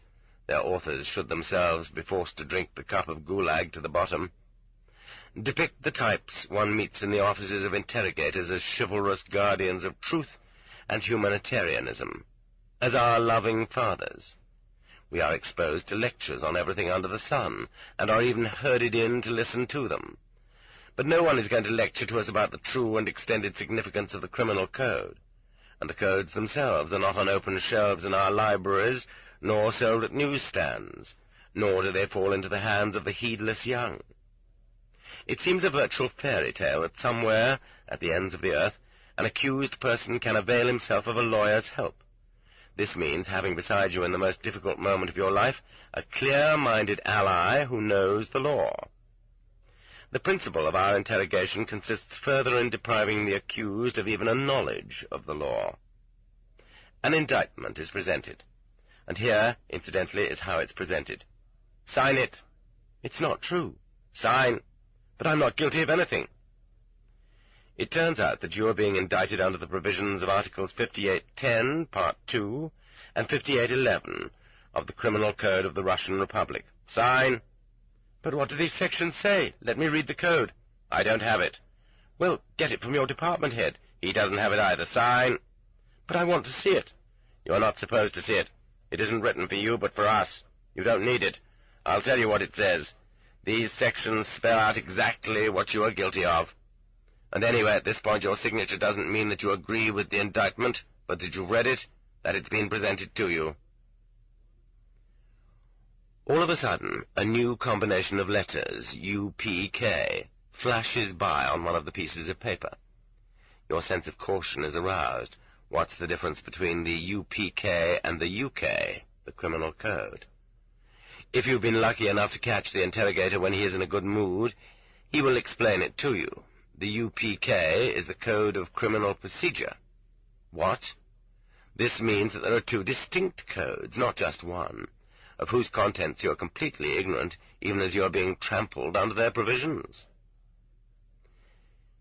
Since that time, 10 years have passed, then 15. The grass has grown thick over the grave of my youth. I served out my term, and even eternal exile as well. And nowhere, neither in the cultural education sections of the camps, nor in district libraries, nor even in medium-sized cities, have I seen with my own eyes, held in my own hands, been able to buy, obtain, or even ask for the Code of Soviet law. Those familiar with our atmosphere of suspicion will understand why it was impossible to ask for the code in a People's Court or in the District Executive Committee. Your interest in the code would be an extraordinary phenomenon. You must either be preparing to commit a crime or be trying to cover your tracks. And of the hundreds of prisoners I knew who had gone through interrogation and trial, and more than once, too, who had served sentences in camp and in exile, none had ever seen the code or held it in his hand. It was only when both codes were 35 years old, and on the point of being replaced by new ones, that I saw them, two little paperback brothers, the UK, or Criminal Code, and the UPK, or Code of Criminal Procedure, on a newsstand in the Moscow subway. Because they were outdated, it had been decided to release them for general circulation. I read them today, touched with emotion. For example, the UPK, the Code of Criminal Procedure. Article 136. The interrogator does not have the right to extract testimony or confession from an accused by means of compulsion and threats. It was as though they had foreseen it. Article 111. The interrogator is obliged to establish clearly all the relevant facts, both those tending toward acquittal and any which might lessen the accused's measure of guilt. But it was I who helped establish Soviet power in October. It was I who shot Kolchak. I took part in the dispossession of the kulaks. I saved the state 10 million rubles in lowered production costs. I was wounded twice in the war. I have 3 orders and decorations. You're not being tried for that. History, the bared teeth of the interrogator. Whatever good you may have done has nothing to do with the case. Article 139. The accused has the right to set forth his testimony in his own hand, and to demand the right to make corrections in the deposition written by the interrogator. Oh, if we had only known that in time. But what I should say is, if that were only the way it really was, we were always vainly imploring the interrogator not to write, "my repulsive, slanderous fabrications," instead of "my mistaken statements," or not to write, "our underground weapons arsenal," instead of "my rusty Finnish knife." If only the defendants had first been taught some prison science, if only interrogation had been run through first in rehearsal, and only afterward for real. They didn't, after all, play that interrogation game with the second-termers of 1948. It would have gotten them nowhere. But newcomers had no experience, no knowledge, and there was no one from whom to seek advice. The loneliness of the accused. That was one more factor in the success of unjust interrogation. The entire apparatus threw its full weight on one lonely and inhibited will. From the moment of his arrest and throughout the entire shock period of the interrogation, the prisoner was, ideally, to be kept entirely alone. In his cell, in the corridor, on the stairs, in the offices, he was not supposed to encounter others like himself, in order to avoid the risk of his gleaning a bit of sympathy, advice, support from someone's smile or glance. The organs did everything to blot out for him his future and distort his present, to lead him to believe that his friends and family had all been arrested and that material proof of his guilt had been found. It was their habit to exaggerate their power to destroy him and those he loved, as well as their authority to pardon, which the organs didn't even have. They pretended that there was some connection between the sincerity of a prisoner's repentance and a reduction in his sentence or an easing of the camp regimen. No such connection ever existed. While the prisoner was still in a state of shock and torment and totally beside himself, they tried to get from him very quickly as many irreparably damaging items of evidence as possible, and to implicate with him as many totally innocent persons as possible. Some defendants became so depressed in these circumstances that they even asked not to have the depositions read to them. They could not stand hearing them. They asked merely to be allowed to sign them, just to sign and get it over with. Only after all this was over would the prisoner be released from solitary into a large cell, where, in belated desperation, he would discover and count over his mistakes one by one. How was it possible not to make mistakes in such a duel? Who could have failed to make a mistake? We said that ideally he was to be kept alone. However, in the overcrowded prisons of 1937, and for that matter of 1945 as well, this ideal of solitary confinement for a newly arrested defendant could not be attained. Almost from his first hours, the prisoner was in fact in a terribly overcrowded common cell. But there were virtues to this arrangement, too, which more than made up for its flaws. The overcrowding of the cells not only took the place of the tightly confined solitary box, but also assumed the character of a first-class torture in itself, one that was particularly useful because it continued for whole days and weeks, with no effort on the part of the interrogators. The prisoners tortured the prisoners. The jailer pushed so many prisoners into the cell that not everyone had even a piece of floor. Some were sitting on others' feet, and people walked on people and couldn't even move about at all.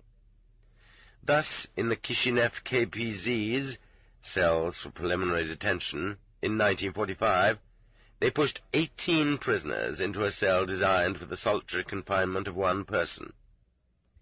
In Lugansk, in 1937, it was 15, and the interrogation there lasted 8 to 10 months at a time.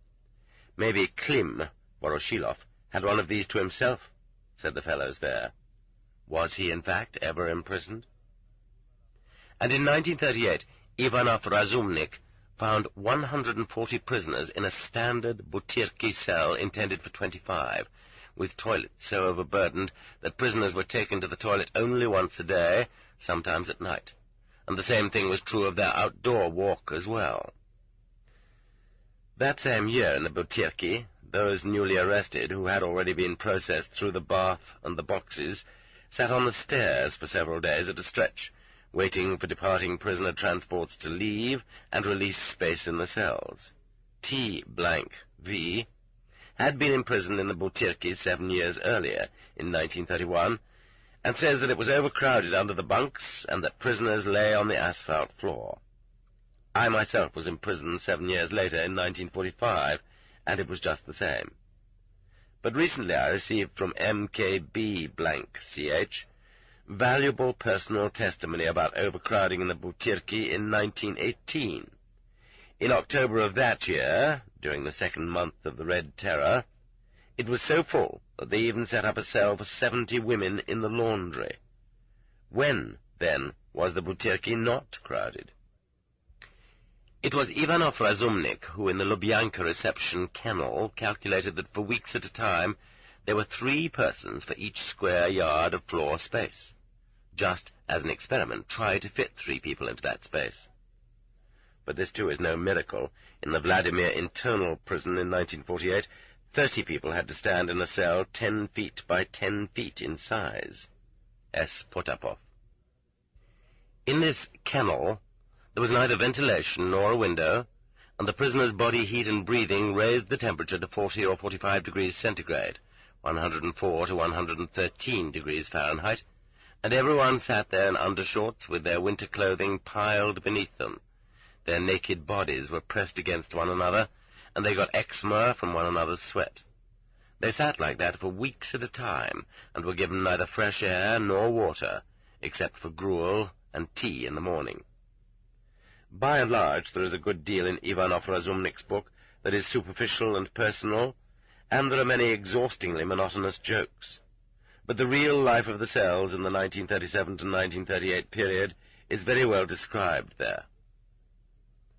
And if at the same time the latrine bucket replaced all other types of toilet, or if on the other hand there was no latrine bucket for use between trips to an outside toilet, as was the case in several Siberian prisons, and if 4 people ate from one bowl, sitting on each other's knees, and if someone was hauled out for interrogation, and then someone else was pushed in, beaten up, sleepless and broken, and if the appearance of such broken men was more persuasive than any threats on the part of the interrogators, and if by then death and any camp whatever seemed easier to a prisoner who had been left unsummoned for months than his tormented current situation, perhaps this really did replace the theoretically ideal isolation in solitary. And you could not always decide in such a porridge of people with whom to be forthright, and you could not always find someone from whom to seek advice. And you would believe in the tortures and beatings not when the interrogator threatened you with them, but when you saw their results on other prisoners. You could learn from those who had suffered that they could give you a salt-water douche in the throat and then leave you in a box for a day tormented by thirst, karpunich, or that they might scrape the skin off a man's back with a grater till it bled and then oil it with turpentine. Brigade Commander Rudolf Pintsov underwent both treatments. In addition, they pushed needles under his nails and poured water into him to the bursting point, demanding that he confess to having wanted to turn his brigade of tanks against the government during the November parade. In actual fact, he did lead his brigade at the parade, but for some reason he did not turn it against the government. But this was not taken into account. However, after these most varied tortures, he was sentenced to 10 years by the OSO. To that degree, the gendarmes themselves had no faith in their achievements. And from Alexandrov, the former head of the arts section of the All-Union Society for Cultural Relations with Foreign Countries, who has a broken spinal column which tilts to one side, and who cannot control his tear ducts, and thus cannot stop crying, one can learn how Abakumov himself could beat in 1948. Yes, Minister of State Security Abakumov himself did not by any means spurn such menial labor, a Suvorov at the head of his troops. He was not averse to taking a rubber truncheon in his hands every once in a while, and his deputy, Ryumin, was even more willing. He did this at Sukharovka, in the general's interrogation office. The office had imitation walnut paneling on the walls, silk portieres at the windows and doors, and a great Persian carpet on the floor. In order not to spoil all this beauty, a dirty runner, bespattered with blood, was rolled out on top of the carpet when a prisoner was being beaten. When Ryumin was doing the beating, he was assisted not by some ordinary guard, but by a colonel.